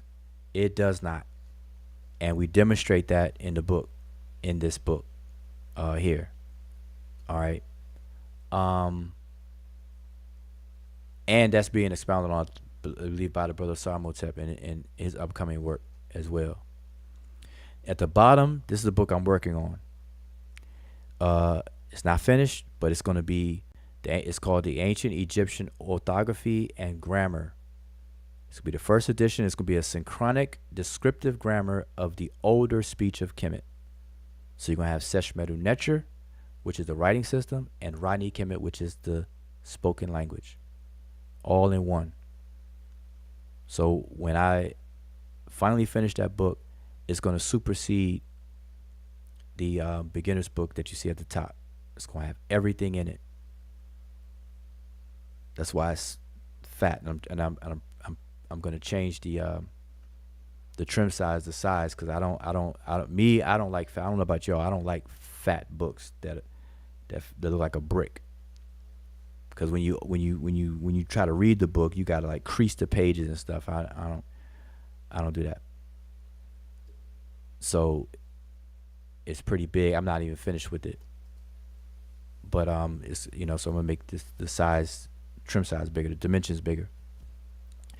But that's it, man. Anything else? Am I missing anything, Emiket?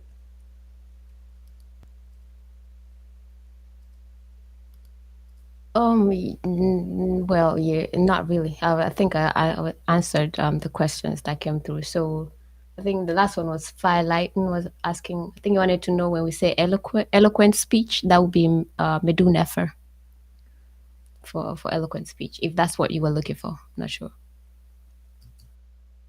Oh, okay, fam. Okay, yep. Medew Netcher is divine words. Medew Nefer is eloquent speech. Yes. Being able to explain yourself very well, to articulate. Medew Nefer is, we would translate that as an idiom, is articulation. Excellent articulation.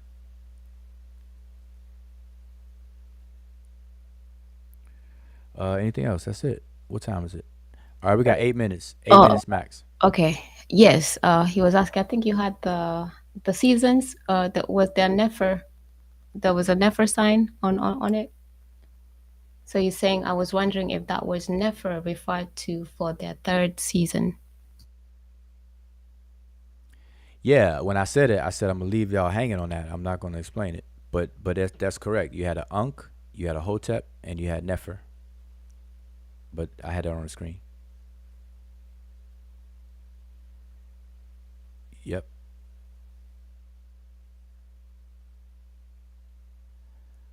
Let's see. Anything else? I'm scrolling. Last minute scroll. We got 8 minutes, 7 minutes left. So, I see. MK, you said I didn't miss anything. The Hika Ka Set, followers of Set, the Sea People question from the Mediterranean, or the Hyksos. All right, good question. The Heka Ka. First of all, the word Heka, or the words Heka Chasut, is 2 words. Heka is dignitary or ruler, And then chasut, as people pronounce it, is the word chaset, or chasut is plural for chaset, which is a word that means hill or mountain.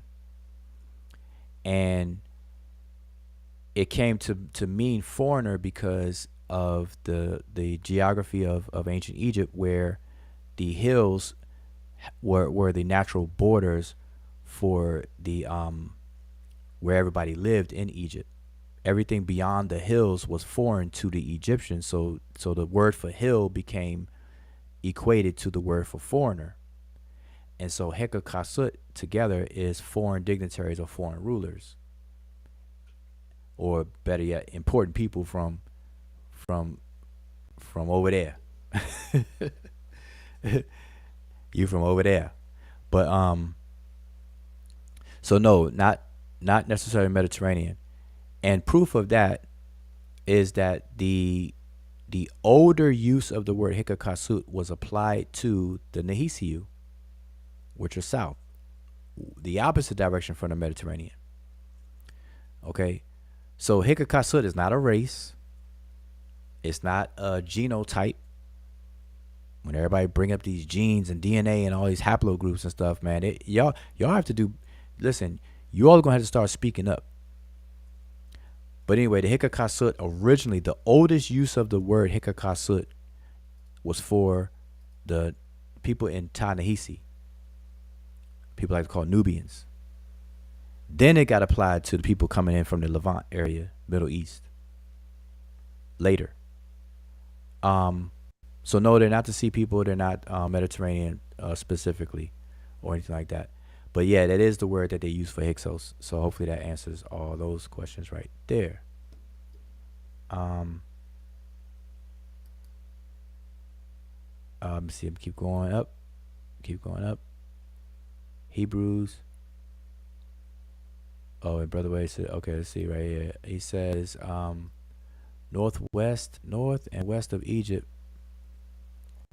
This question is the question of, aren't they Jews? Okay, I must be missing something.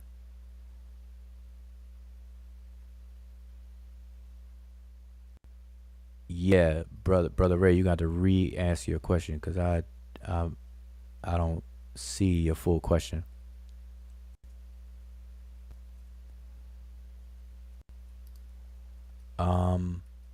Dundada.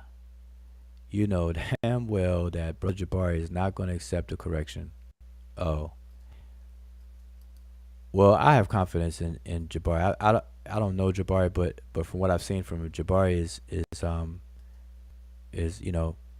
he's a person that that I would like to think that definitely deals with information, more objectively. And he might not have taken the time to look into it, So I'll give him benefit of consideration. Other people maybe not, but Jabari, I'll give him consideration for he may not have had time and you gotta understand, like I'm saying it here, I've done a presentation, but we're a small channel. We're not on the quote unquote big leagues. We don't do the drama stuff to get 1,000 viewers or 1,200 viewers. We don't make people pay for a fussing match called debates and stuff like that. We don't do that stuff, so we don't get a lot of exposure. So Jabari may have never even seen the presentation, even though we done it a few years ago and stuff. So I'll give him consideration. We got Bobby Baltimore. We got Bobby West, the banger from Baltimore. What's good? What's up, man? What's happening? What's good? A It is, well-organized lie defeats the disorganized truth each and every time. Ooh, so I'm going to roll with the lies. No, oh, wow. Crazy. Yo, daggone well Jabari didn't hurt him. Man, what happened? Bobby Banger just done iced himself out. I promise y'all that was not me. He must have hit the wrong button.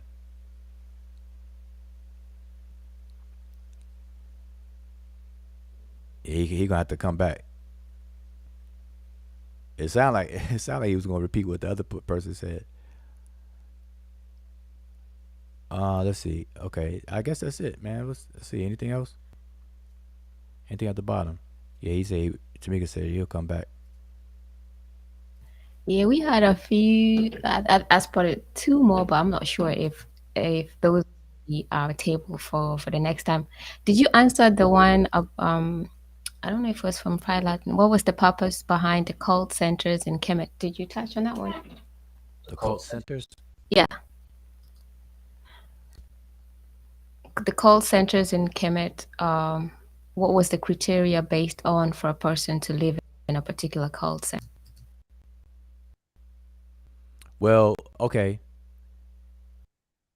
that's a good question. The short and skinny of it, in a cult center, we gotta be mindful and careful when we say cult center, because you say cult center, you trigger certain concepts and thoughts in our modern psyche, what we think about.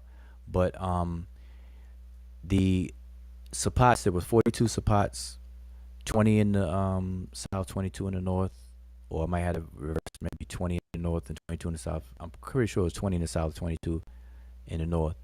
But what we're calling a cult center were places called newts, where where all kinds of things took place. Let's see, we got Bobby Banger came back into the house. Give me 1 second, So yeah, the cult center was a point for gathering, for learning, and for conducting business and things like that. So temple complexes, and in the temple complex, you had the residential areas, um, in the what we would call suburbs portion, but then there's in the central location, you had the temple complex, and attached to that, you had the temple itself, you had the per unk, which is a house of life. You had the libraries, you had granaries, you had where taxes were collected, you had all these kinds of things. It's multi-purpose. But the reason why they call them cult centers is because usually there's a prominent deity that was showcased or held up high or valued, and then you get into the cult center and anything dealing with the deity, and the rituals involved, the priesthoods, which are really essential workers that would cater to the temple, to the deity, and all the rituals involved with associated with those particular deities. And there were different ones for different locations. Other than that, I mean, we could build more, but we about to roll out in a few. But Bobby Banger, what's going on? You about to say something? Um, you hear me? Yep, I hear you. I don't know what happened, but you just dropped out. I'm right here. No, I hear you. I hear you now. It's like it's. Why is it doing that? It's like it's echo. Oh, you hear me now? Yeah. So what? Yeah. All right. What part did you not hear? Nah, all I heard was, daggone well, click. Oh yeah, daggone well Jabari not listening, yo. He heard it, told him 100 times. He's just not doing. He's not listening. He don't care. He know. We all know where we got it from. We got it from Gerald Massey's work. Um, Malachi Gill used to use it, and I mean, you corrected that. The Raw Squad corrected it. It's right in front of your face, and it's really the exact opposite of what people think it is. Yeah, yeah, yeah. That's the I horrible part, Yep. but I think it's like we got a fine line around here. So like certain people you can correct them, and certain people you can't correct them. Um, for people like me and you, it's open season on us. Really open season on me. You just I'm gonna correct them. I'm gonna say anything. And it's open season on you. But like people like Jabari, yo, he like get the pass. So like I never gave Jabari the pass, and I never understood the pass. I'm thinking it was like we have been reformed to like the Baptist preacher thing, like your preacher and the family is always thought to be the most pious, right? Now I don't have a beef with Jabari. I'm just calling it like it is. And so anybody and everybody that act like they the priest class or something, they get that break, right? I mean, even people amongst us, okay, was willing to give Jabari a break. I never understood that, right? You know what I'm saying? You might have to ask Hassan them, right? I'm not trying to cause no friction, but if you can't attack him where he deserves to be attacked on things he got wrong, right? Then how can we hold a person up with the things they got right? It's like a double, triple standard around here, dog. And maybe it's just the way I say things, but why not just get straight to it? We're around individuals that get straight to it when they talking about us, bro. They get straight to it. So, I like I'm gonna fight you the way you fight me. I'm saying if we in the game and the rules are come straight at a person, right? I know what my moral code is, so I'm not gonna step over my moral code for nobody. But what I'm not gonna do is just like just allow everybody to get away with everything. That's just and it's not healthy for what we do, man. We do scholarship and we fight to bring good information, man. I sit back, might crack jokes, but I enjoy hearing you teach, right? Especially in this arena. Like right here, like the whole Egyptian thing is funny to me, right? I love to hear smack.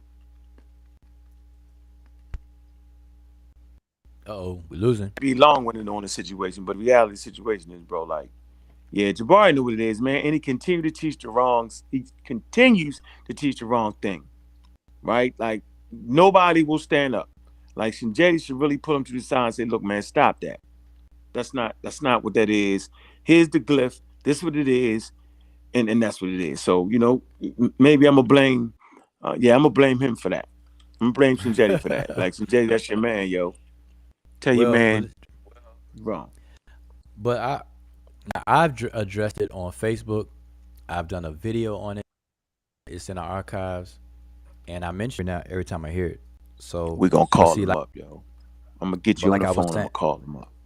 You hear me? Me and you gonna talk. I'm gonna let you talk to him one on one. That's how we're gonna do that. We well, might not tell or everybody you, what the conclusion is, but you're gonna get that. but this, but see, this what people could do too. Though they could just point. I mean, whatever's whatever. But people could point to the video. I did like I said, Facebook post. I pulled out Gerald Massey's Yeah, book, send me the page video. whatever I'm gonna page send that it to him. was. Send me the video. Send me the video. I'm gonna send it to him. All But right, I'd rather get you on all the right, I'm gonna phone. do I'm that. saying, look, I'm calling up Wu right now, yo. And Wu ain't sad, but I'm tired of hearing you just mess that up, bro. So I want you to hear from the Oh, there, person there who it read is. the Let me glyphs. cat. Let me cat put it in. You Yeah, get it? let me cat put it in chat. Just send it to my Yep. phone, That's man. the Just send it to my phone. Okay. All right, I'm all gonna right, I do blame. that. I do I'm gonna that. take the blame. I'm But saying, yo, I'm tired of hearing you saying it, yo. Every time you go on something letter, you say that with vengeance, and you wrong, bro. And I feel like you're a brother that's supposed to be able to take correction. Now, I don't believe you're gonna pay attention to this, yo, because you've been doing it so wrong for so long. But look, man, let's call up. We want to see what the guy said about it, and see what your counter is. That's what I'm gonna do. Yeah, I'm gonna get him. well, We don't get him like that. I've never engaged Jabari except for I think one, and that was on the subject of comedic yoga.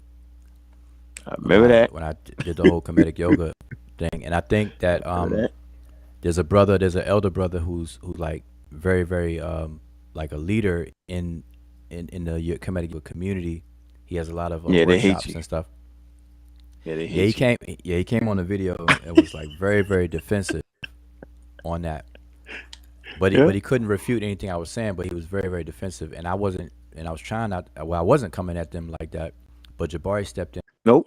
I think to soften up the conversation, and that was the only time I really dealt with Jabari. But he couldn't say anything on that subject either. So I don't mind. Nope. I don't mind at all. I don't mind at all. Yeah, I You didn't know. caught the blame for the yoga. I never forget. I went to a lecture. They was like, "Yeah, you one of them Amaral Squad guys to say the yoga." I was like, "Wait a minute." I said, "That wasn't me." I said, "That was Oh, Wu Jia." I said, "Look, here goes his channel." I said, "You'll see why he's saying it, yo. You might be," but he was actually there teaching about Egyptian yoga. And then in Egypt and Cairo, they actually got Egyptian yoga classes. So it's crazy. yeah, but see, Yeah. yeah. I broke it all the way down. I broke it all the way down. I said yoga is a beautiful thing. I would love to learn it if I had Yeah. time and somebody's willing to teach me, by all means. But don't go around claiming that those positions and poses are things that ancient Egyptians did. They didn't. That's an art.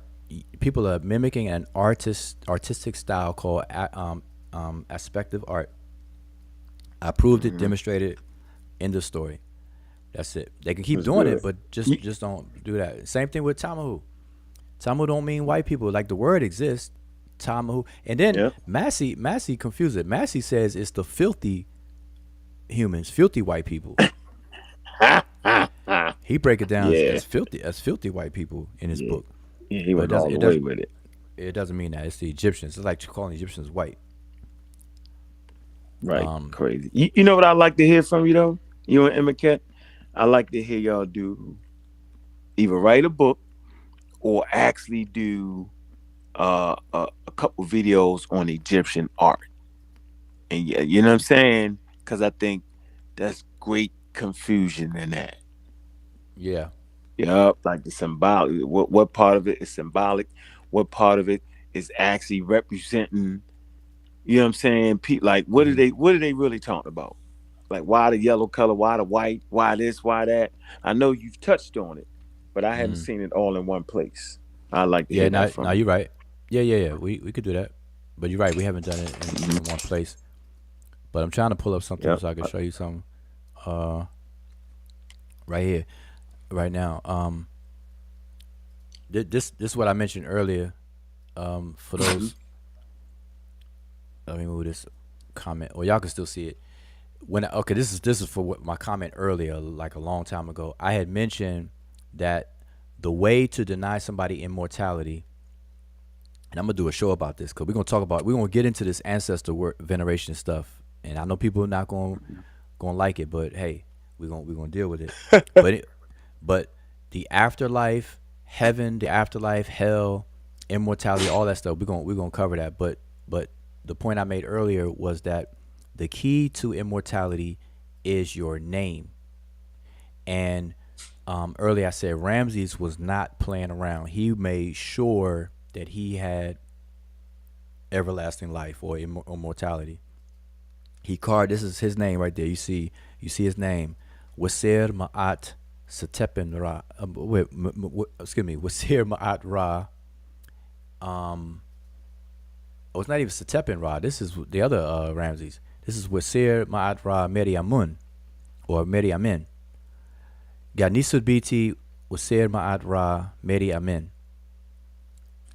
And the point here is that he carved his name real. He had his name carved real deep, so that nobody could erase it and repurpose that structure right there to guarantee himself Mm. immortality. So if you ever want to take somebody out of everlasting life or immortality, remove their name from the memories of the living. That's what it's about. But anyway, that was that. But yeah, when you say artwork and stuff, yeah, we could do a show on that. We could do a show on all stuff like that. Let's see. I mean anything. Because it's back and forth. Like some people use it to their advantage, right? On both sides, yo. But they Mm-hmm. black, they black. They now they white, they white. Look at this, look at that. Yeah, both sides misuse that. Yeah, Yeah. but that's crazy stuff right there because I don't know if you were listening earlier, but I was saying that based on that logic, people will believe that the Egyptians thought that men and women were two different races based on lookership because women are painted gold or yellow predominantly, and the men were reddish brown. So if they're gonna use colorism, then they're gonna be like, oh, the men and women are different species, different humans, different races, and that's not the case. There's not a whole lot of information on that. They say, well, they kept the women in the house. That's why they was way lighter. And the people that was darker was in the fields. All right, what about this one then? Because she's not yellow, I'm so just saying I heard a whole lot of misinformation around that. Oh no, me too, me too. Let me I'm see. just saying to that logic though, they can't, it won't stand up to scrutiny when people make those comments and stuff like that. So, but yeah, we could do a show on that. What I have right here, yeah, this is a sacrifice. Here goes some more of the same. I think I was showing this word "senej," which means to fear, and I was showing this. People think that this is a dinosaur in the glyphs, but it's really a Oh trestle duck. man. It's really a trestle duck. Oh man. Oh Let's man. look. Somebody Let's look said a that shit. online. Yeah, people call that Oh a boy. dinosaur. Yep. People say The Loch Ness monster. people say the pyramids are older than we think. The Sphinx is older than we think, and they say, see, there was a prehistoric culture that built the pyramids, and the Egyptians that the ancient Egyptians, what we call ancient Egyptians, really inherited it. And proof of it is because the original Egyptians who built the pyramids, they lived alongside the dinosaurs. See, it's in the glyphs, and they point to this stuff. So I had to bust that up Oh man. and show that that just wasn't Bananas. true. But here you go, Unc, right there. That's your yoga pose. Yeah, that's so funny. Yeah, that was funny, yo. Yeah, that was That's the funny. that's the picture I used to explain the the yoga pose. That's not a yoga pose. Matter of fact, they're not even in that pose. Literally, it's aspective. They're really straight on. They just show them in profile because it's a 2D flat surface where they got to carve. Hmm. But Hmm. anyway, I cover all that stuff. Um, but yeah, Yeah, that's that it was a though. good show. That was a good show right there. I had you on a. Remember we called up Saw Nutters or something. I don't know how. You know how I always get you into something, bro. Yeah, on what? With the yoga thing. You was on Saw Oh, Nutters. When you on Saw? Was you on Saw Nutters? You was. I don't think so. I think you was, yo. I think I had you on the phone or something. It's crazy. I said, let me get Wu Job real quick. I hit you with that one. Surprised you.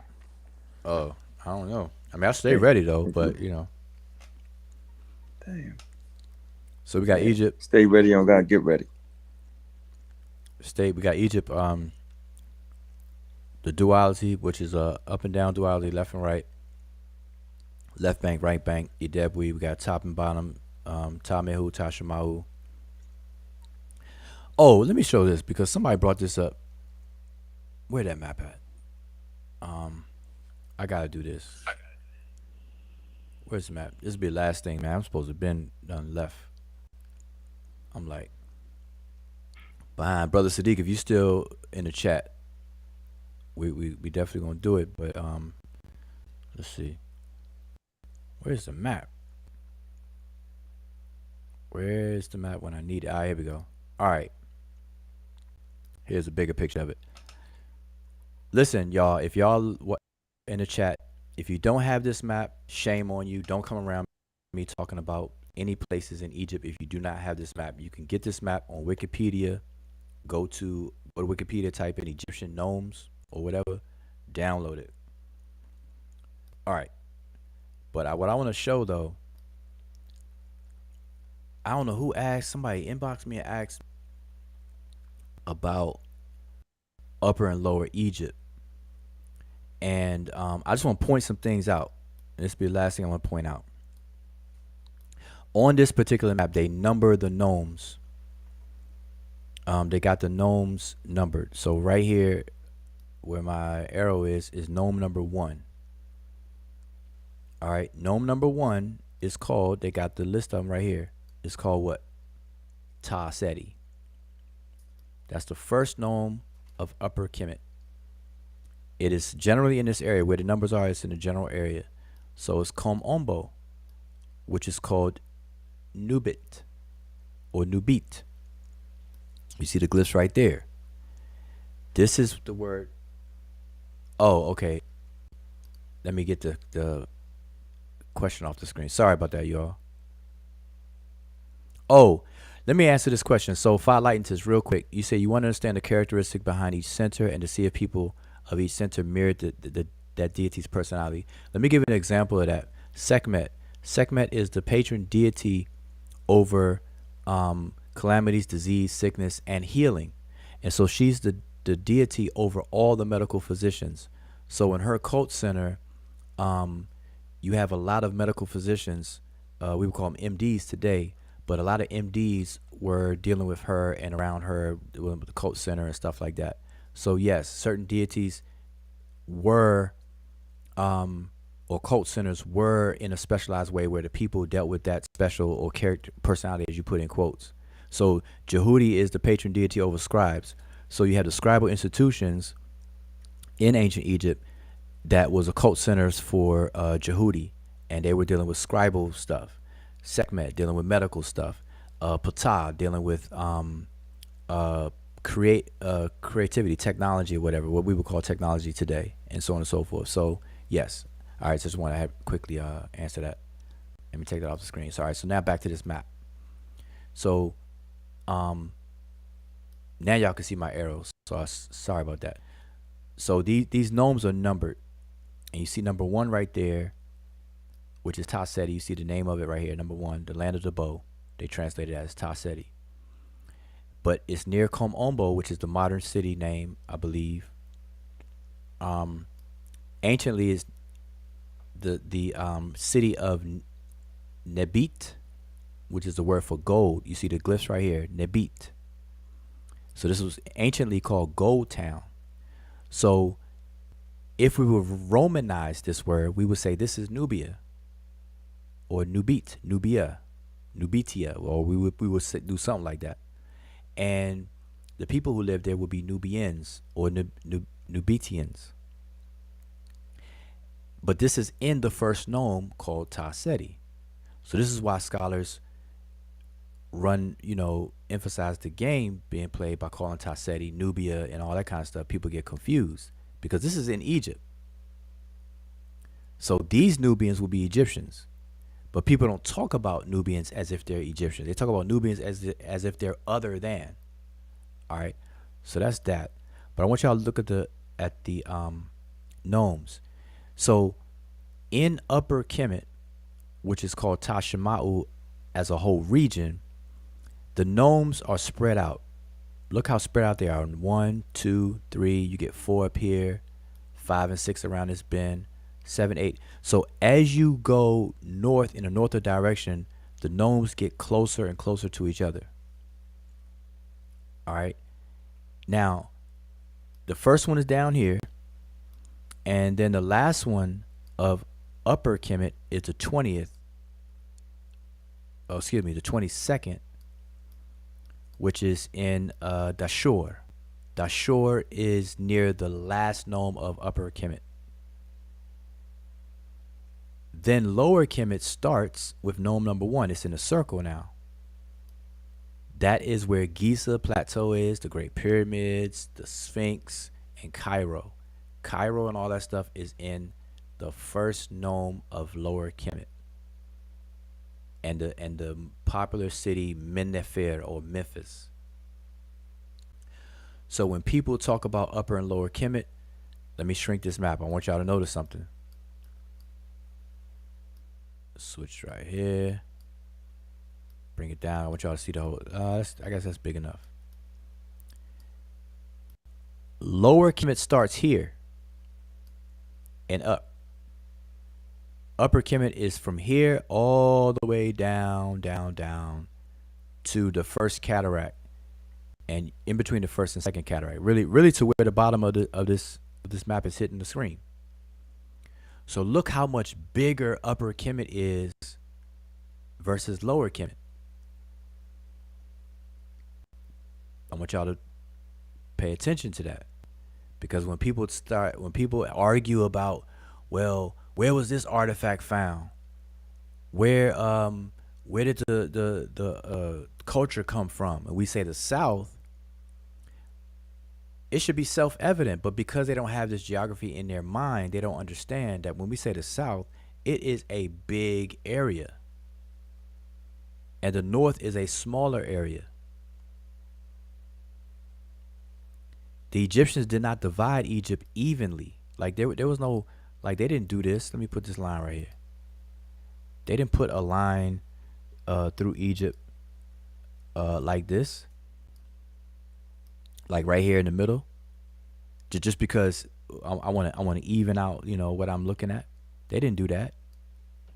Their line is right here. This area is lower Kemet. That's the delta. Below here is the valley. So when we say Nile Valley civilization, we need to say Nile Valley and Delta civilization, because that's what the word Tawi means. Ta Mehu, which is this area down here, and Ta Shema'u, which is all of this down here. They just put the word down all the way right here, but Ta Shema'u is all of this. Sedge land, the area of the sedge.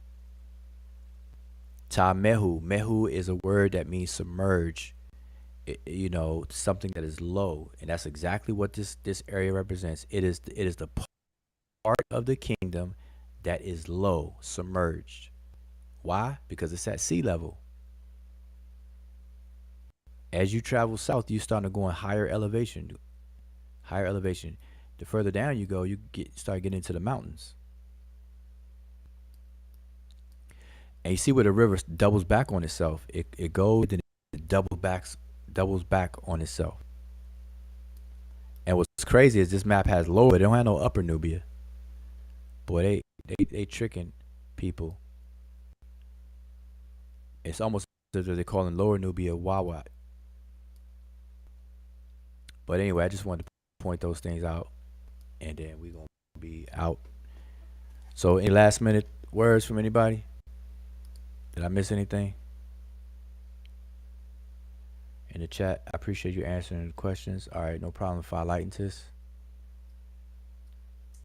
We had a question from Baxi, but I think we might have to take it the next time if it's one that will need expounding on.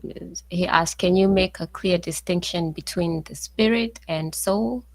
Religious terms are associated, or even scientifically or biologically.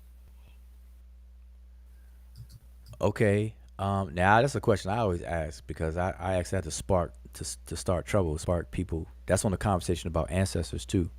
But in the short and skinny thing, the difference between soul and spirit is that one deals with the item itself, the entity itself that you're talking about, and the other one deals with the effect that it has.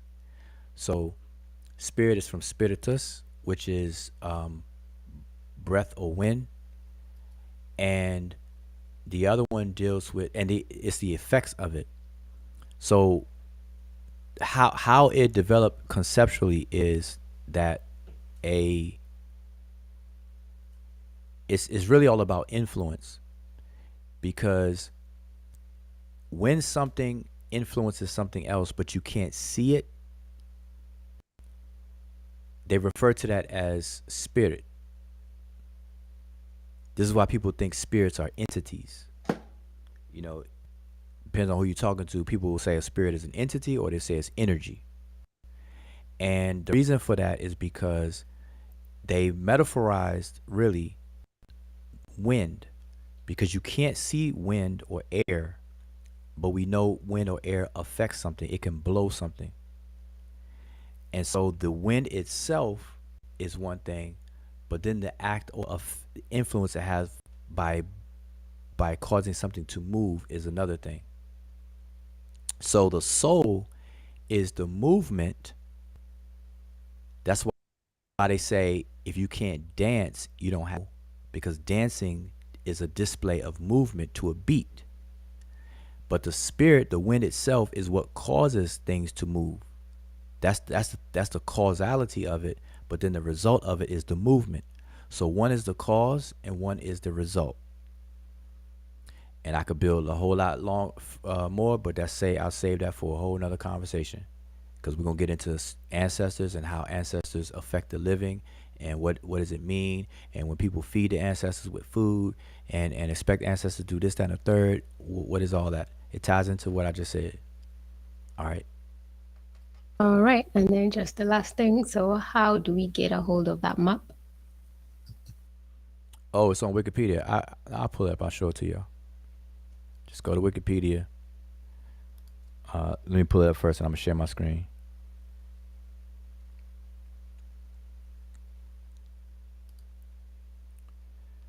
I'm gonna share my screen, and you all will see it.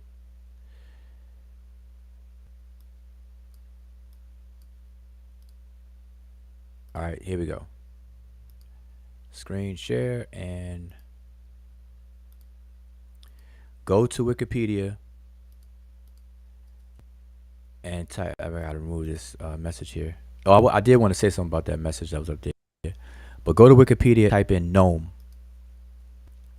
Matter of fact, let me go. Let me type it in so y'all gonna see. It's gonna be disambiguous first. Type in gnome, and then you're gonna get these results. Click on the first one which says gnome/Egypt or parentheses Egypt. Click on that, and then you'll get here.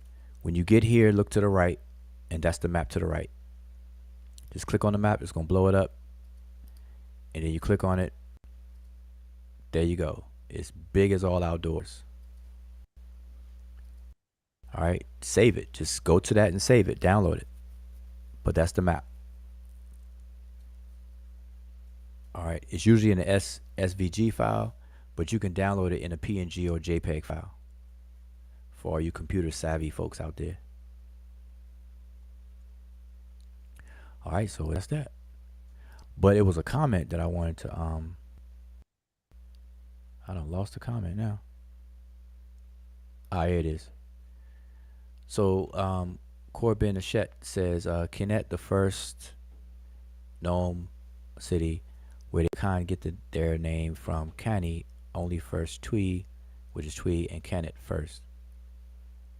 Okay. I thought it was a question, but yeah, that's just a statement. Okay, I hear you. Yep.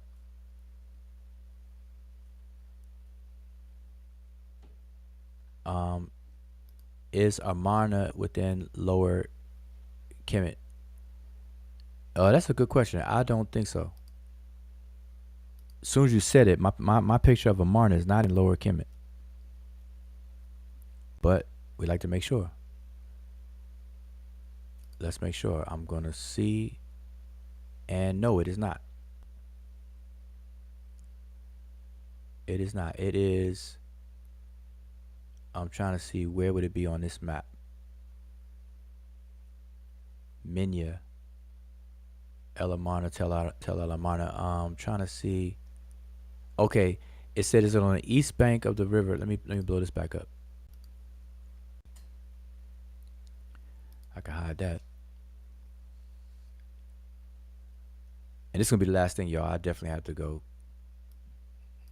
Yeah, I keep saying that. Everybody's gonna laugh. Everybody know that when my time to go is like crazy. It's like I don't ever want to get offline. When you're supposed to be on here this long. Okay, so let's locate. Amarna is somewhere around. Why am I not finding it? Wait a minute, let's see what it says. It is Minya, but Minya is not written on that map. It is 250 miles.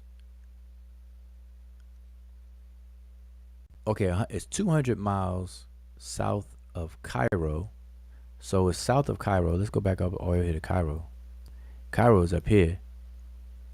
Oh, here we go. I'm about to say, they don't have it on the map. So there's Amarna. Akhenaten. Akhenaten. You know his name is Akhenaten? People say Akhenaten. You know, that's how we pronounce it. Akhenaten. Just like we say Nefertiti and Nefertari, but that's really a conventional way we say it. But if you break the name down, it would be Neferet Iri, which is Nefertari, and the Neferet Iti, which means to come or be in a state of being here. So that's why I say the beautiful one has come. But it's not really come like we think it is. It means to be in a state of presence. It's a state of Iti. Neferet Iti. But we say Nefertiti. But it's Neferet Iti. She is in the presence. The beautiful one who is present. Boom. And Neferet Iri. All right, but anyway, so Akhenaten. But that's Amarna for you. And that is going to be it. That's going to do it. Because if I start talking some more, I'm be here forever. So listen, I appreciate everybody tuning in and showing up, man. I hope you all learned something. And this is supposed to be a Kemet and chill moment. We're gonna do this more often because I mean it's the same thing. I just created a say Kemet and chill, but it's really an um, open discussion, Q&A, chilling out.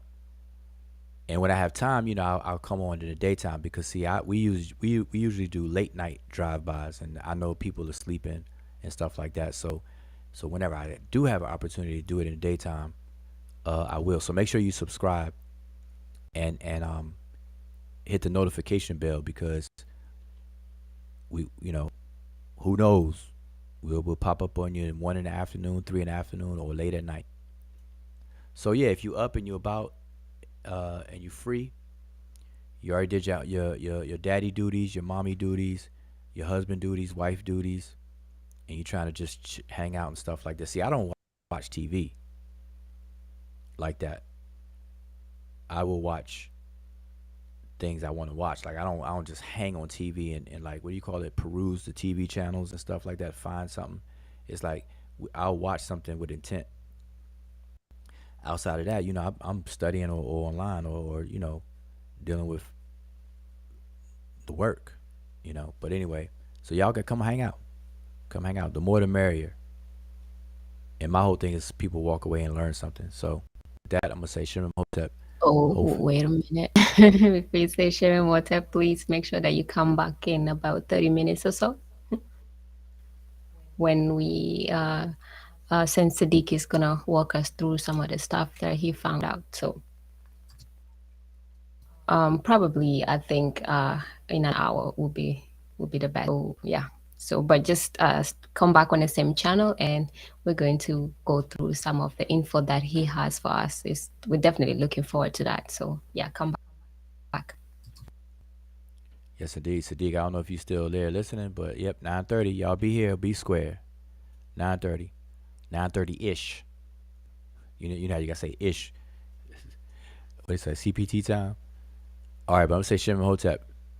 I really appreciate everybody tuned in. Hopefully y'all learned something. If you did, make sure you thumb it up. If you didn't, thumb it up anyway. All right. We trying. All right, so I'm gonna say Shimon Hotep. See y'all.